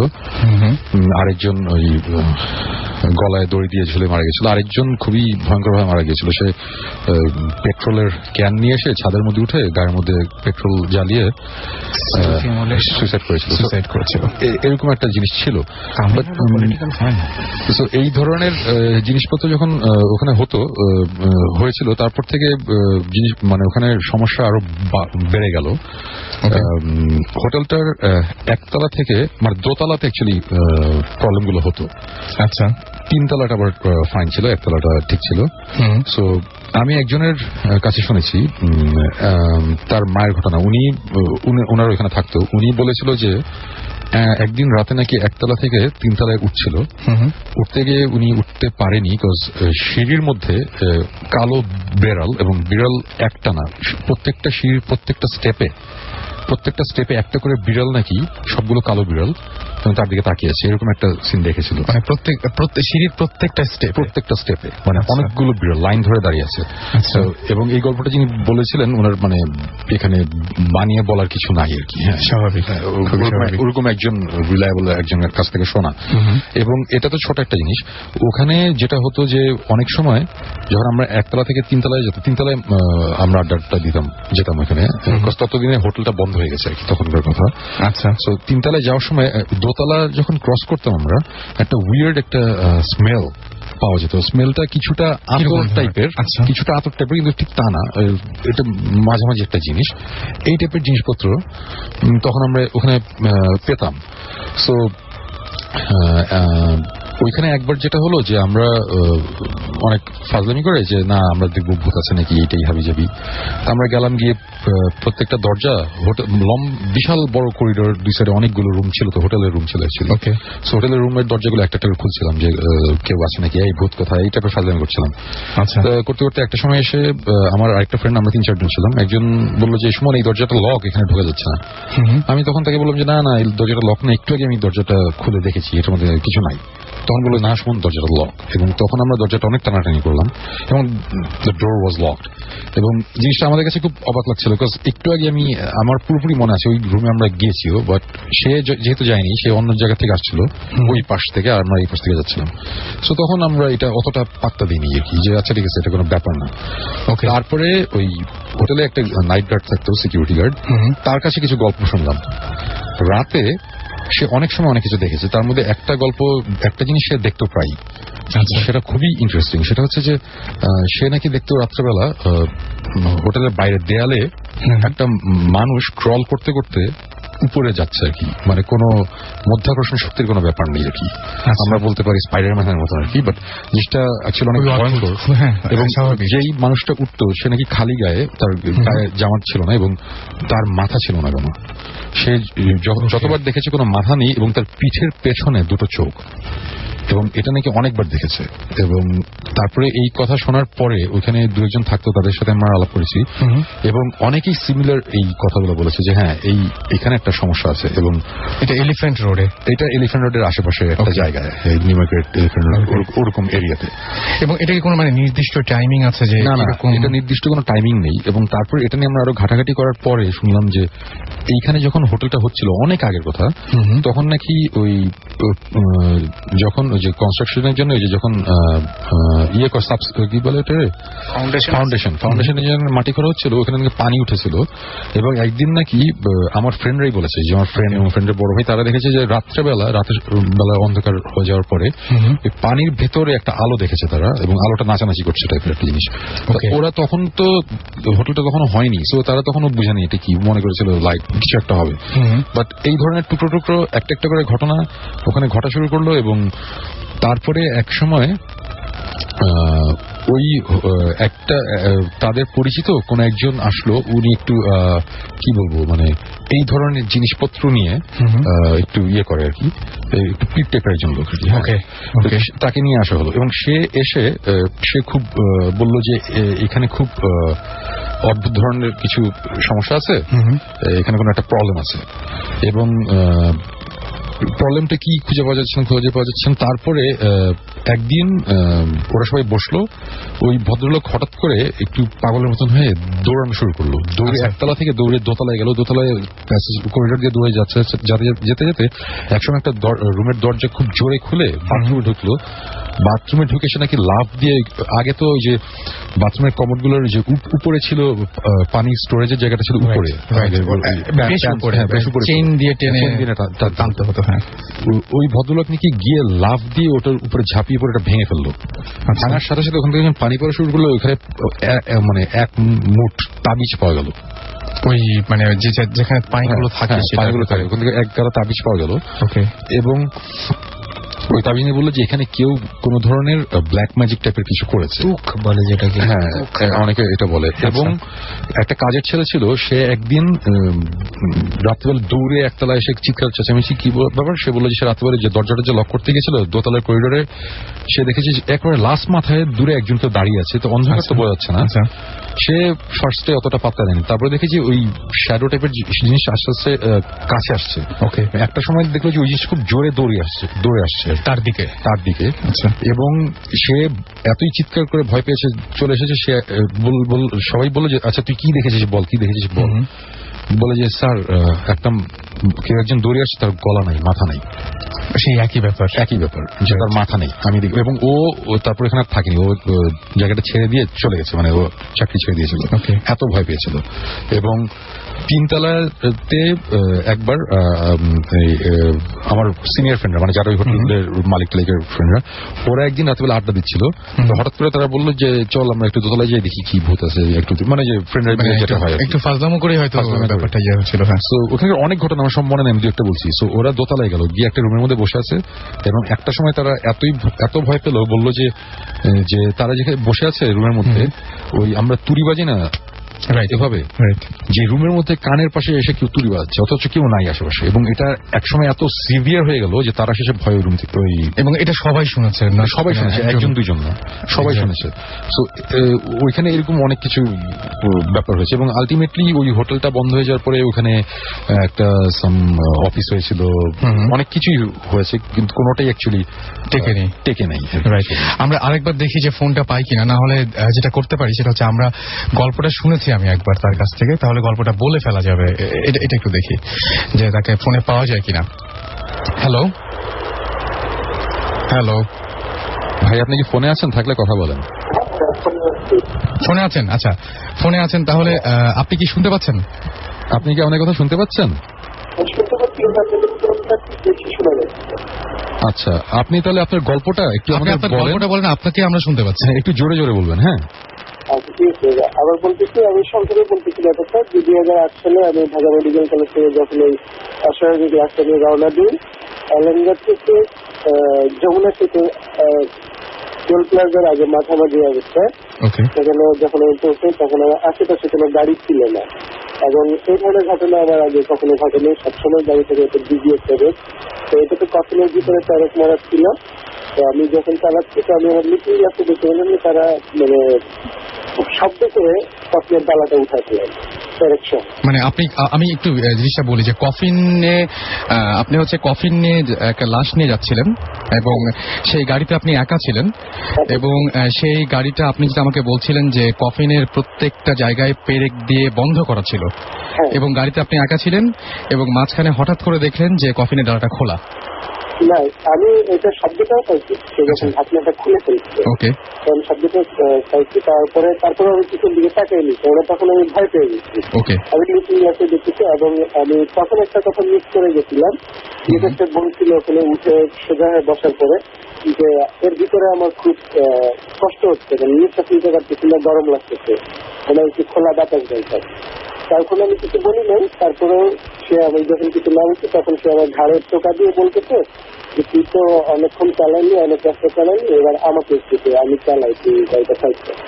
আমি গাড়িটা সাইড করলাম, সাইড করে আমি খুব স্বাভাবিকভাবে গেট খুলে নামে আসলাম, এবং সে মাঝখান দিয়ে এসে সে সিটের উপরে বসলো, ড্রাইভিং সিটে। তখন আমি ড্রাইভিং সাইডের গেটটা লাগাই দিয়ে মানে উল্টো দিকে এলেঙ্গার দিকে আমি সোজাসুজি দৌড়, মানে গেটটা লক করে দিচ্ছি। আমি সোজা দৌড়তেছি, যে হয়তো আমি একজন হয়ে পড়ে গেছি। তারপর সকালবেলা যখন মানুষজন আমাকে উঠাইছে, তাকে নিয়ে আসছে জল কিনছে, জল কিনে করে যখন তাকে সুন্দর করে কিনছে, তখন আমি আমার গাড়ির কাছে নিয়ে আসলাম। গাড়ি যেরকম পার্ক করে সেরকম পার্ক করে আসছে, কফিনে যেরকম প্যারেক মারে সেরকম প্যারেক মারাই। ওকে, কিন্তু এর মাঝখানে লোকটা আপনার সাথে কথা বলেছে আপনি, এবং সে মানে ড্রাইভ করতে চেয়েছে, এবং মানে পুরো ব্যাপারটা আপনি দেখেছেন। ওকে, সো একটা মানে খুবই অদ্ভুত টাইপের একটা গল্প। থ্যাংক ইউ আপনাকে আমাদের সাথে এই গল্পটা শেয়ার করার জন্য। আমার যেটা মনে হয় যে খুবই অদ্ভুত একটা ব্যাপার ছিল, আর যারা একটু সাউন্ডের কারণে হয়তো অনেকে শুনতে পাননি, সেটা আমি একটু বলে দিই আমার গল্পটা। সেটা হচ্ছে যে উনি বেসিক্যালি একজন অ্যাম্বুলেন্স ড্রাইভার, এবং উনি ঢাকা মেডিকেল কলেজ থেকে একটা লাশ নিয়ে যাচ্ছিলেন, এবং তার আত্মীয় স্বজন কেউই ইনফ্যাক্ট রাজি হয়নি লাশটার সাথে যেতে। এবং তিনি যখন রাস্তা দিয়ে যাচ্ছিলেন হঠাৎ করে ফিল করলেন যে পিছনে শব্দ হলো, এবং তিনি রাতের বেলা যাচ্ছিলেন, পিছনে খুলে তিনি দেখলেন যে ডালাটা খোলা এবং লাশটা উঠে বসেছে। এবং তারপরে তার সাথে কথোপকথন হয়েছিল যে অনেকক্ষণ ধরে তো চালাচ্ছ, এবার আমাকে একটু চালাতে দাও। এবং তারপরে কথাগুলো মোটামুটি ক্লিয়ার ছিল। যে তারপরে যেটা হয়েছিল সেটা হচ্ছে যে ড্রাইভিং সিটে সেই লাশটা এসে বসেছিল, এবং সে পাশের দরজা দিয়ে মানে সে একেবারে কোনো দিকে না তাকিয়ে দৌড় দিয়ে পালিয়ে গিয়েছিল। এবং পরবর্তীতে যখন তার জ্ঞান ফিরেছিল তখন সকাল হয়ে গেছে, এবং গাড়িটা সেই আগের জায়গাতেই পার্ক করা আছে, মানুষজন তাকে উদ্ধার করেছিল। এই ছিল গল্পটা আর কি। ইনফ্যাক্ট যেটা আমরা জানতে পারলাম আর কি। এবং কৌশিকদা আপনি বলছিলেন যে আসলে অ্যাম্বুলেন্স যেহেতু চালায় ওর বিভিন্ন ধরনের অভিজ্ঞতা থাকতে পারে। রাইট। আমার সামনে একটা এসএমএস দেখতে পাচ্ছি। আদর, হোয়াটস দ্য রিলেশনশিপ বিটুইন ভূত অ্যান্ড স্মেল? ওকে, ভূত এবং স্মেলের মধ্যে রিলেশনশিপটা কি? বিকজ আমি প্রায় কিছু উইয়ার্ড ব্যাপার ফেস করি। Please explain. কৌশিক দা কিছু বলবেন স্মেল নিয়ে? আমি যেটুকুনি জানি আমি বলি আর কি। আসলে যে ভূত বা গোস্ট যে জিনিসটা আছে সেটার যদি আপনি ডেফিনেশন কোনোদিন দেখেন তাহলে সেটা হচ্ছে কি বেসিক্যালি লাইক আ অরাল রেকর্ডিং, মানে আপনার পুরো পার্সোনালিটির একটা রেকর্ডিং। পার্সোনালিটির রেকর্ডিং যদি থাকে, কেউ যদি ছেড়ে যায় সেই জিনিসটা, তাহলে সেটা শুধু মানে ভিশন বা সাউন্ড শুধু এতে মানে সীমিত থাকে না। আচ্ছা, এটা কিন্তু অলফ্যাক্টরি পর্যন্ত চলে যায়, দ্যাট ইজ স্মেল তাও থাকে। আমি বলবো যে আদর একটুখানি চিন্তা ভাবনা মানে একটুখানি প্রপারলি স্মেল করবেন আপনি যে কি হচ্ছে, কারণ আমরা ইউজুয়ালি একটা সিকলি সুইট ভ্যানিলা এসেন্সের মতন যদি আতরের মতন যদি কোনো গন্ধ পাওয়া যায় তাহলে আমরা ইউজুয়ালি ওটাকে অ্যাসোসিয়েট করি with a good spirit, whereas bad spirit বা খারাপ প্রেতাত্মা যেটা আছে তার সাথে যেই স্মেলটা আমরা অ্যাসোসিয়েট করি সেটা হচ্ছে গিয়ে খুব বাজে পোড়া কাবাবের গন্ধ। এক্স্যাক্টলি, পোড়া গন্ধটা, পোড়া গন্ধ, এটা আমিও শুনেছি, ইলেকট্রিক পোড়ার গন্ধ মতনও হতে পারে। হ্যাঁ, এবং যদি এটা একটু ভ্যানিলা এসেন্স বা এর মতন থাকে, আতরের মতন স্মেল থাকে, তাহলে প্লিজ ওই নিয়ে কোনো চিন্তা করবেন না। ওটা একটা গুড স্পিরিট যে আপনাদেরকে হয়তো প্রোটেক্ট করছে ওখানে, তাই জন্য জাস্ট গো টু স্লিপ আর কি। তবে সাকিব কিছু আমি একটু আগে বলেছিলাম আমি আপত্তি করবো না, কারণ আমি নিজেও ভয় পেতে চাই এবং দুটো পরপর খুবই ভয়ের গল্প শুনলাম। এখানে আমি জাস্ট একটু রেশনাল কথা বলতে চাই, বিকজ এখানে ইটস আ বিট ডেঞ্জারাস। এর জন্য স্মেলের একটা ব্যাপার আছে যেটা খুব বাজে একটা অসুখের সাথে রিলেটেড। আপনার বডিতে একটা খুব বাজে অসুখ আছে, আমি ঠিক শিওর নাকি, বাট খুব সিরিয়াস একটা অসুখ হলে ওটা একটা আর্লি ওয়ার্নিং সিস্টেম হচ্ছে, যেখানে কোনো গন্ধ নেই সেখানে খুব বাজে বা ভালো হোয়াট এভার একটা গন্ধ আপনি পাচ্ছেন যেটা আসলে ওখানে আর কেউ পাচ্ছে না। Okay, that is an early warning system যেটা ব্রেন থেকে বডিকে দেওয়া হচ্ছে। সো আপনি যদি রেগুলারলি এই গন্ধটা পেয়ে থাকেন আদর, তাহলে আই উড রিকোয়েস্ট যে আপনি প্লিজ একজন ডাক্তার দেখান, কারণ এটা একটা সিরিয়াস অসুখের একটা লক্ষণ হতে পারে। আমি ভয় দেখাতে যাচ্ছি না, but it could B A গোস্টলিয়ে, তাহলে ভালো হবে, দ্যাটস গুড। আর তাও মানে যেহেতু এটা একটা সিরিয়াস ব্যাপার, তাই আমি এখানে একটু এটা ইয়ে করব। আরেকটা জিনিস আছে যেটা বলা উচিত, যে এই স্মেলের ব্যাপারটা কিন্তু সারা পৃথিবীতে, আমি বিভিন্ন মুভিতেও দেখেছি এবং দেখেছি যে মানে পড়েছে এরকম যে পোড়া গন্ধ পাওয়া যায়, যেটা যে বললেন যেটা পোড়া গন্ধটা, রাইট। আমি এটা বাজে তবে একটা জিনিস আমার কাছে একেবারে জানা ছিল যে ভ্যানিলা টাইপের মানে যে ব্যাপারটা, যে if you getting a bad smell like যদি বার্নিং স্মেল হয়ে থাকে তাহলে I would worry about something else, but Sakib যেটা বললো ওটা is a major possibility. Okay, তো আমার মনে হয় যে আরেকটা ব্রেকে যাই না, আরেকটা ব্রেকে যাই আমরা। তবে তার আগে মানে কি বলবো, যে আমি দেখতে পাচ্ছি আরেকজন এসএমএস করেছেন আমাদেরকে এবং এসএমএস করে বলেছেন যে তিনি নাকি সোহেল নাম, এবং তিনি জিনের সাথে কথা বলেছেন, এবং শুধু তিনি একা না, তার ফ্যামিলির সবাই ইনফ্যাক্ট সেই জিনের সাথে কথা বলেছেন। এটা একটা অদ্ভুত টাইপের এক্সপেরিয়েন্স তার জন্য। সো আমরা এরকম, ইনফ্যাক্ট আমার মনে হয় কি আমি চিনি, আমার দুটো বাসা পরে থাকতো। ইনফ্যাক্ট আমার যে লাস্ট বাসাটা ছিল, থাকতাম ইন্দিরা রোডে, that place was pretty haunted.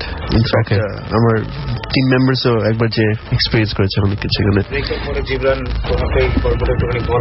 তোমার এক্সপিরিয়েন্স গুলো তো তাহলে জিবরান, তোমার ব্রেকের পরে we should get back with this. Okay, আমরা একটা ব্রেক নিয়ে নেই, আর এর মাঝখানে একটা গানও শুনবো। আর যারা এখনো পর্যন্ত এসএমএস করার নিয়মটি জানে না তাদেরকে আরেকবার বলে দিই যে শাউট লিখে স্পেস দিয়ে আপনার নাম লিখে স্পেস দিয়ে আপনার মেসেজ লিখে পাঠিয়ে দিন 9840 নাম্বারে। আমাদের কল চলে যাবে আপনার সেলফোনে। আর আরেকটা জিনিস, সেটা হচ্ছে এসএমএস তো পড়বো, আরো এসএমএস বেশি বেশি পড়তে চাই। এখন একটা গান শুনবো অর্থহীনের হয়তোবা।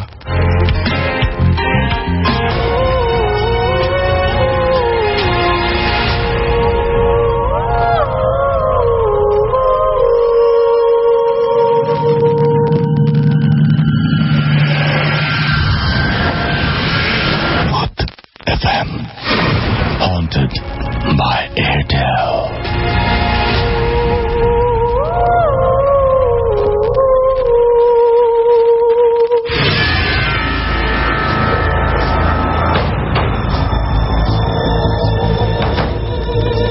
সময় 1:40 আরো একবার ফিরে এলাম আমরা। আর আমরা মানে কি বলবো যে আমাদের গল্পে যাওয়ার আগে একটা ফোন কল নেব এবং এই মুহূর্তে একজন ফোনে ওয়েট করছেন আমাদের সাথে, তার সঙ্গে একটু কথা বলতে চাই। হ্যালো। হ্যালো। হ্যাঁ, শুনতে পাচ্ছেন আমাদেরকে নিশ্চয়ই? আচ্ছা, আপনার একটা ঘটনা আছে যে ঘটনাটা আমাদের সাথে শেয়ার করতে চেয়েছিলেন আপনি, এটা একটু শুনতে যাচ্ছি। আগে নামটা শুনবো। This track was downloaded from FusionBD.com. জি, আমার নাম আভিন। জি জি, গল্পটা আমি শুনতে যাচ্ছিলাম একটু, যে আপনার ভূত নিয়ে একটা এক্সপিরিয়েন্স আছে আপনার, যেটা আপনি শেয়ার করতে চেয়েছিলেন। জি হ্যাঁ, একটু ভূমিকা দিতে হয়। আমাদের আগে 4তলা একটা বাড়ি ছিল এবং সেই বাড়িতে আমরা পুরো ফ্যামিলি থাকতাম। দুজন ভাড়াটিয়া থাকতো, এর মধ্যে একজন ভাড়াটিয়ারা তারা জিন পালতো। তো এই খবরটা আমরা আসলে পেয়েছিলাম, কিন্তু আমরা খুব একটা পাত্তা দিইনি, কারণ আমাদের ফ্যামিলিতে খুব একটা এরকম বিশ্বাস করে না। তো আমাদের বাড়িটা যখন ভেঙে ফেলে অ্যাপার্টমেন্ট করার জন্য, তখন তাদের বাসার থেকে আমরা প্রচুর পরিমাণের তাবিজ পাই এবং আমাদের বাড়ির এরকমও করা হয়েছে যে বন্ধ করেন বা কিছু করে এরকম টাইপের, সেই সবকিছু তাবিজ পাওয়া হয় এবং সব ফেলে দেওয়া হয় এবং তারপরে অ্যাপার্টমেন্ট করা হয়। তারপরে আমরা যখন এই অ্যাপার্টমেন্টে মুভ ইন করি, তখনও তারা ভাড়াটিয়া হিসেবে, মানে তারা অ্যাপার্টমেন্ট কিনে আমাদের এই অ্যাপার্টমেন্টেই আবার থাকা শুরু করে। এবং তাদের এর মাঝখানে তাদের ফ্যামিলিতেও খুব ডিজাস্টার হয়, যে জিন মানে তাদের ফ্যামিলির সবচেয়ে ভালো মেম্বার তিনি মারা যান, যাদের জিনের সাথে আনাগোনা ছিল তিনি মারা যান।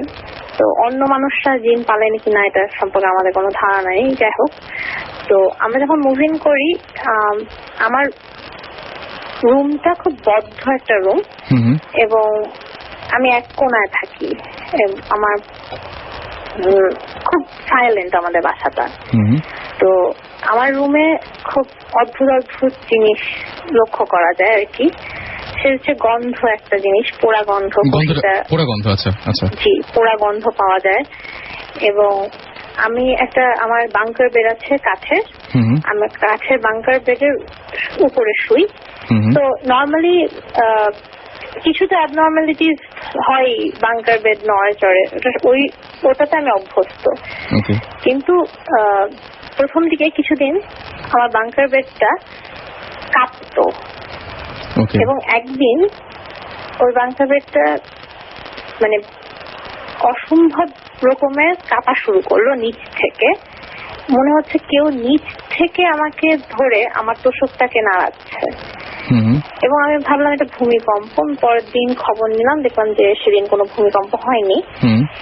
এরকম 2-4 বার হয় যে এরকম বিছানা কাঁপে। তারপরে দরজা খোলার শব্দ, দরজা বন্ধ হওয়ার শব্দ এবং পোড়া গন্ধ। এবং আমার ওই বাংকার বেডে ওঠার জন্য কাঠের যে সিঁড়িটা, ওই সিঁড়িটাতে মনে হয় কে জানি পাড়া দিয়ে উকি দেয়। আচ্ছা, মানে কিন্তু সেই কেউকে কি দেখেছেন কখনো?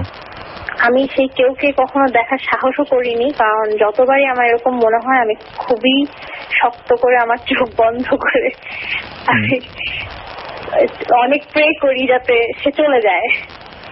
এবং আমি 2-4 বার খুলে দেখারও চেষ্টা করেছি এবং আমি একদিন সাহস করে বেরও হয়েছি দেখার জন্য যে আমাকে কেউ ডাকে নাকি, আমার রুমের কোনো ফ্যামিলি মেম্বার আমার রুমে ঢুকেছে কিনা বা কিছু। এবং আমি দেখি যে কেউ নাই।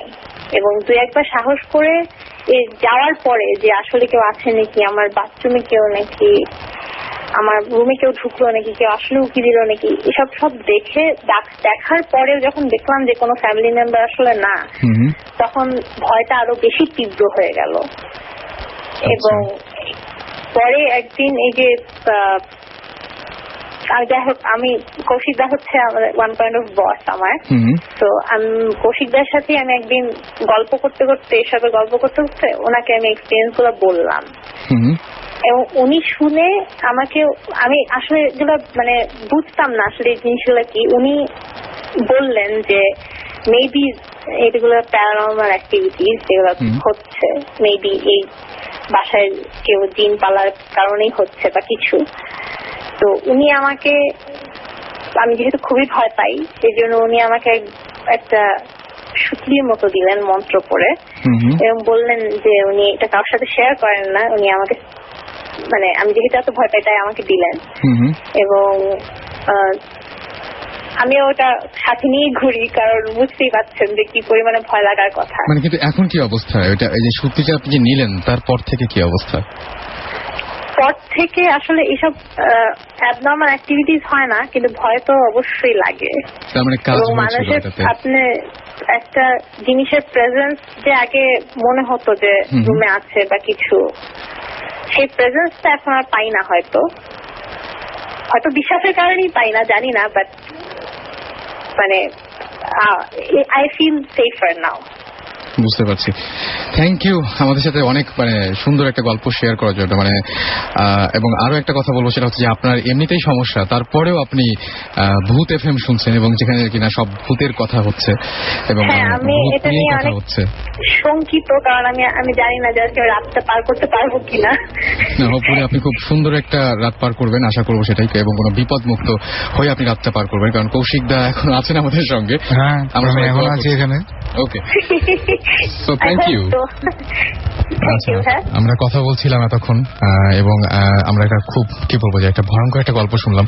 এরকম হয়তো অনেকের বাসাতেই আছে, এবং যাদের বাসায় এরকম সমস্যাগুলো আছে সে সমস্ত বাসা সম্পর্কে আমরা জানতেও চাই।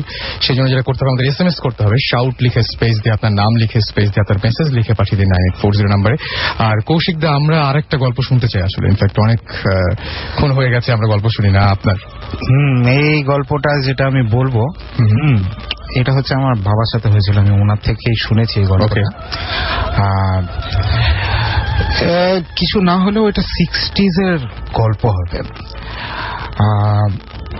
আমার বাবা তখন বিয়েতে একটা জার্মান কোম্পানিতে কাজ করতেন, ওটার নাম ছিল হচ্ছে গিয়ে ডিম্যাগ, এবং তারা পারাদ্বীপ পোর্ট, যেটা ইন্ডিয়ার উড়িষ্যাতে একখানা মোহনার পাশে একদম আপনার ইয়েতে যেটা সমুদ্রের ওখানে, তারা একটা স্টিল প্ল্যান্ট ওখানে কনস্ট্রাক্ট করতে যায় আর কি। তো ফিজিবিলিটি রিপোর্ট এইসব জিনিসপত্রগুলো আমার বাবা তৈরি করছিলেন, তাই জন্য ওনার ওখানে থাকতে হতো। উনি ওখানে একটা সার্কিট হাউসে থাকতেন আর একাই থাকতেন। ওকে, তো এরকম একদিন হঠাৎ উনি ওনার যে খাস বেয়ারা থাকে তার থেকে শুনলেন যে মোহনার পাশে একটা গ্রামে নাকি খুব সুন্দর ইলিশ মাছ উঠেছে। তো ইলিশ মাছের লোভ সামলাতে পারলো না আমার বাবা, আমিও লোভী, উনিও লোভী ছিলেন। হ্যাঁ, আমরা খেতে খুব ভালোবাসি আর কি সবাই। তো লোভ না সামলাতে পেরে এবং উড়িষ্যায় অনেকদিন ইলিশ মাছ পায় না বলে উনি চলে গেলেন গ্রামের দিকে। সাথে সবসময় উনি ওনার একখানা .32 একটা রিভলভার রাখতেন। ইট ওয়াজ আপনার একটা কনস্টেবলের edition of Smith and Wesson I think. So he used to always keep it with him. Torch রাখতেন এবং এইগুলো নিয়ে উনি দিলেন হাঁটা। তো হাঁটতে হাঁটতে সবাই খালি গ্রামে যদি আপনি কাউকে জিজ্ঞেস করেন যে ভাই এটা কত দূর, এই তো নাক বরাবর চলে যান, সামনে একটু সামনে। হ্যাঁ, এবং অনেক ডিস্টেন্স উনি কভার করে ফেলেন, এবং অনেক ডিস্টেন্স কভার করার পরে ওই যে নুলিয়াতে যে গ্রামটা ছিল সেই গ্রামটাতে উনি চলেও যান, এবং ওইখান থেকে দুটা বিশাল বিশাল সাইজের ফ্রেশ ইলিশ মাছ একদম মোহনাতে ধরা, হ্যাঁ, নিয়ে খুব খুশি মনে উনি চলে আসছেন আর কি। ঠিক এই সময় যেটা হয়, উনি জিজ্ঞেস করেন যে ভাই কোনো শর্টকাট আছে নাকি, মানে যেই ঘুরায় ঘুরায় আসলাম রে ভাই, মানে শর্টকাট পৌঁছে যাওয়া যায় ফেরার সময় তাহলে একটু বেটার হয়। প্রায় তো এখন দুপুর হয়ে গেছে, কিছুক্ষণ পর বিকাল হবে। বলে স্যার আপনি তো শুধু শুধু এত ঘুরে ঘুরে আসছেন, এটা একটা সোজা রাস্তা আছে বিচের ওপর দিক দিয়ে। বলে ওকে ফাইন। তো আমার বাবা বিচের উপর দিক দিয়ে দুইটা ইলিশ মাছ কাঁধে নিয়ে হাঁটতে শুরু করলেন আর কি। তো যাচ্ছেন কিছুটা দূর গিয়ে হঠাৎ দেখে যে এক মহিলা বিচের উপরে দাঁড়ানো। মহিলার পরনে কিছু নেই, লম্বা চুল, ভীষণ সুন্দরী, এবং সেই মহিলা হাতটা বার করে দিলেন সামনে এরকম করে যে আমাকে ইলিশ মাছ দে। ওকে, কিন্তু কিচ্ছু বলছে না। আমার বাবা মনে করে যে এটা নিশ্চয়ই কোন একটা পাগলি ঠাগলি কিছু একটা হবে, এই সর এখান থেকে সর। সে সরে না, সে সাথে সাথে আসে এবং মাঝে মধ্যেই হাত বাড়ায় দিতেছে যে এই ইলিশ মাছটা তার চাই, এই ইলিশ মাছটা চাই। এবং আমার বাবা একটু স্পিড বাড়ায় দেন, পাগলি পেছন পেছন দেখা যাচ্ছে স্পিড শুধু বাড়াচ্ছে না, সে আরো লম্বা লম্বা স্টেপ ফেলে সামনে চলে গিয়ে আবার হাত পাতে। এই সময় আমার বাবা একটুখানি স্লাইটলি ভয় পেয়েছেন, খুব স্বাভাবিক। মানে এবং উনি যেটা করেন সেটা একটা ডাবের খোলা বা কিছু একটা জাতীয় জিনিস, উঠে উনি প্রথমে ভয় দেখান, ভয়ের সিনারি নাই, ছুঁড়ে মারে, এবং that goes through and through her, মানে এপার থেকে ওপার, মানে একদম ঢুকলো এবং স্টার্ট করে ওখান থেকে বেরোলো। জাস্ট মনে হচ্ছে একটা মানে ছায়া, সেই ছায়া এপাশ থেকে ওপাশে, কিন্তু একদম যেটা মনে হচ্ছে যে ইট ইজ আ প্রপার, নাকি মানে একদম প্রপার ফিগার আর কি। এইবার তো বাবা বেশ ভয় পেয়েছেন, উনি স্পিড শুধু বাড়াননি, এবার উনি দৌড়াচ্ছেন। এই যে প্রেতনি, সেও দৌড়াতে দৌড়াতে সামনে চলে এসে বারবার হাত পাতে, ইলিশ মাছ তার চাই। আমার বাবা এবার একটুখানি নাচল বান্ধা হয়েছে, ইলিশ মাছ আমি দিব না। সে একবার ফায়ারও করেছে, কিচ্ছু হয়নি তাতে। সে দৌড়াচ্ছে ইলিশ মাছ নিয়ে, এবং দৌড়াতে দৌড়াতে সার্কিট হাউসের পাশে একটা বন বিবির মন্দির ছিল। বন বিবি হচ্ছে গিয়ে একটা ভিলেজ ডেটি, স্পেশালি এটা সুন্দরবনের দিকে এবং আরো যেখানে বন আছে, ইউজুয়ালি ফরেস্ট আছে, সেখানে সবাই বন বিবিকে প্রে করে আর কি। তো বন বিবির একটা মন্দির ছিল, এবং ওখানে যে প্রিস্ট ছিল, সে প্রিস্টের সাথে আমার বাবার একটুখানি চেনা জানা হয়ে গেছিল আর কি। তো সে সার্কিট হাউসের দিকে না দৌড়ে সে মন্দিরের দিকে দৌড়ানো শুরু করে, বন বিবির মন্দিরের দিকে, এবং দৌড়াতে দৌড়াতে সে চিৎকার করতে শুরু করে, প্রিস্টকে ডাকে যে আমার পিছনে কিছু একটা পড়েছে, হ্যাঁ আসেন, আমার পিছনে কিছু একটা পড়েছেন, বাঁচান। প্রিস্ট আবার ওখান থেকে ইনস্ট্রাকশন দেয় যে দেখেন সামনে একখানা বড় একটা গাড্ডা আছে, গাড্ডার উপর দিক দিয়ে লাফ দেবেন, আপনার কাছে কিছু কয়েন থাকলে ওটার মধ্যে ফালা দিবেন, হ্যাঁ দিয়ে আর তাকাবেন না ওইদিকে, হ্যাঁ আপনি হাঁটা দিবেন, আমি আসতেছি। তো আমার বাবা লাভ দেয় গাড্ডার উপরে, কয়েনও ফেলে, ইলিশ মাছ ফেলে না এখনো পর্যন্ত, ইলিশ মাছ ছাড়েনি। হ্যাঁ একেই বলে হচ্ছে গিয়ে মাঝে মাঝে ভাঙালি, আমি ইলিশ মাছ ছাড়বো না আমার। এবং সে লাভ দিয়ে ওখানে ঘুরে যায়।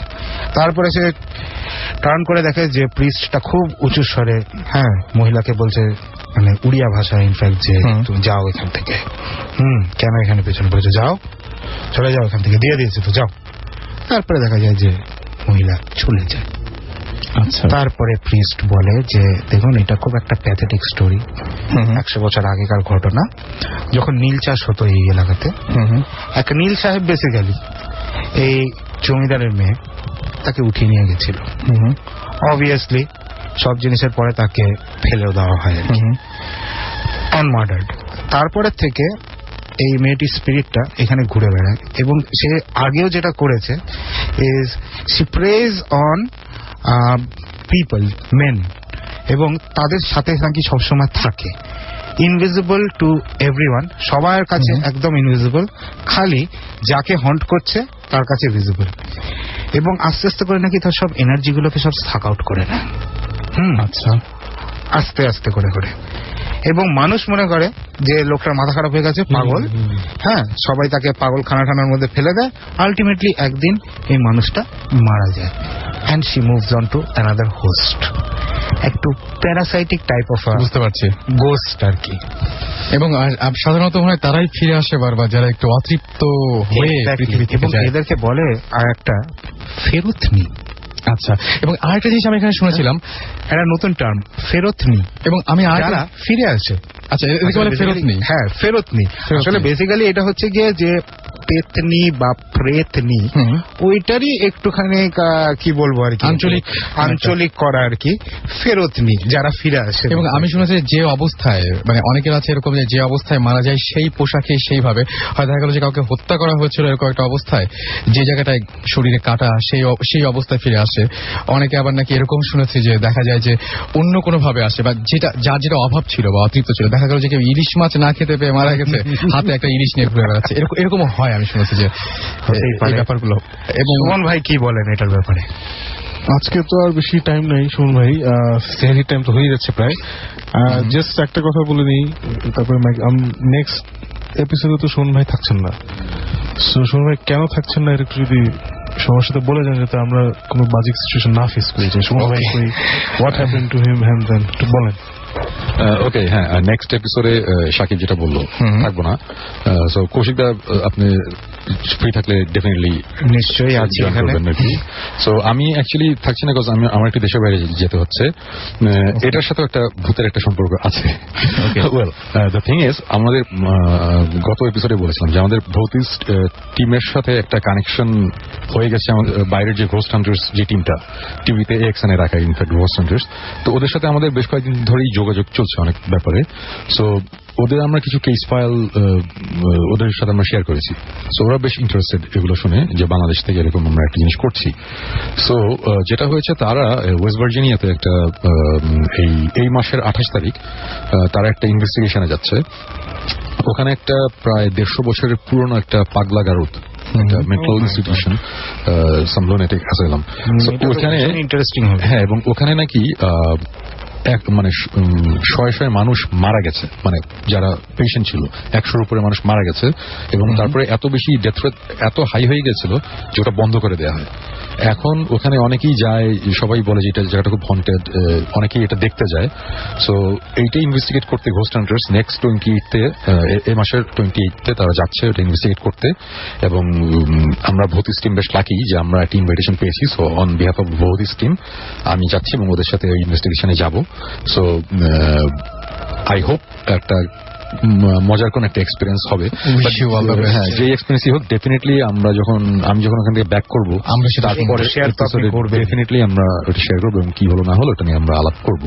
সো এই কারণে আমরা নেক্সট 2 এপিসোডে আমি থাকছি না। সাকিব, কিছু বলো? হ্যাঁ, লুনেটিক অ্যাসাইলামটা খুব ইন্টারেস্টিং আরেকটা কারণে যে এখনকার দিনে পাগলা গারদে যারা মেন্টালি আনস্টেবল যে চিকিৎসাটা করা হয়, এটা খুবই নতুন ইন দ্য সেন্স দ্যাট গত 40-50 বছরে এই হিউম্যান ট্রিটমেন্টটা, মানে ট্রিটিং দেম অ্যাজ পিপল, পাগলদেরকে ঠিক মতো ব্যবহার করে ওদের সাথে সুন্দর করে দেখে যতটুকু সম্ভব, এই ইনস্টিটিউশনটা যেটা সুমন ভাই বললো 150 বছর 200 বছর পুরনো। আগে কিন্তু যারা পাগল হয়ে যেত তাদেরকে অমানসিক সব ট্রিটমেন্ট দেওয়া হতো, মানে literally electric shock therapy, brain কেটে মাথা কেটে ব্রেন খুলে খুলে দেখা হতো ওদের ফাংশনস কি হচ্ছে, বিকজ কেউ জানতো না তো একটা লোক পাগল হয়ে গেছে যে কি করলেও ঠিক হবে কেউ জানতো না। ওই জানার জন্যই হোক বা যে কারণে হোক, মানে অমানসিক সব টর্চার করা হতো এদের উপরে। সুমন ভাই যেটা বললেন যে ডেথ রেট বাড়ার পিছনে this was a big factor আর কি। Okay, it's not just natural death. বুঝতে পেরেছি, মানে ওইভাবে যে কষ্ট পেয়েই মারা গেছে। সো এর জন্য এটাই just I just wanted to add. Okay, তো আমার মনে হয় যে আর কোনো গল্প তো আজকে আমরা শুনছি কি না, আজকে আর কোনো গল্প নাই। ওকে, টাইমও প্রায় শেষ হওয়ার আগে আমি জাস্ট ছোট্ট একটা ঘটনা বলি। সেটা হচ্ছে ধানমন্ডি 27 নম্বরে একটা বাসা আছে, একটা অ্যাপার্টমেন্ট কমপ্লেক্স আছে।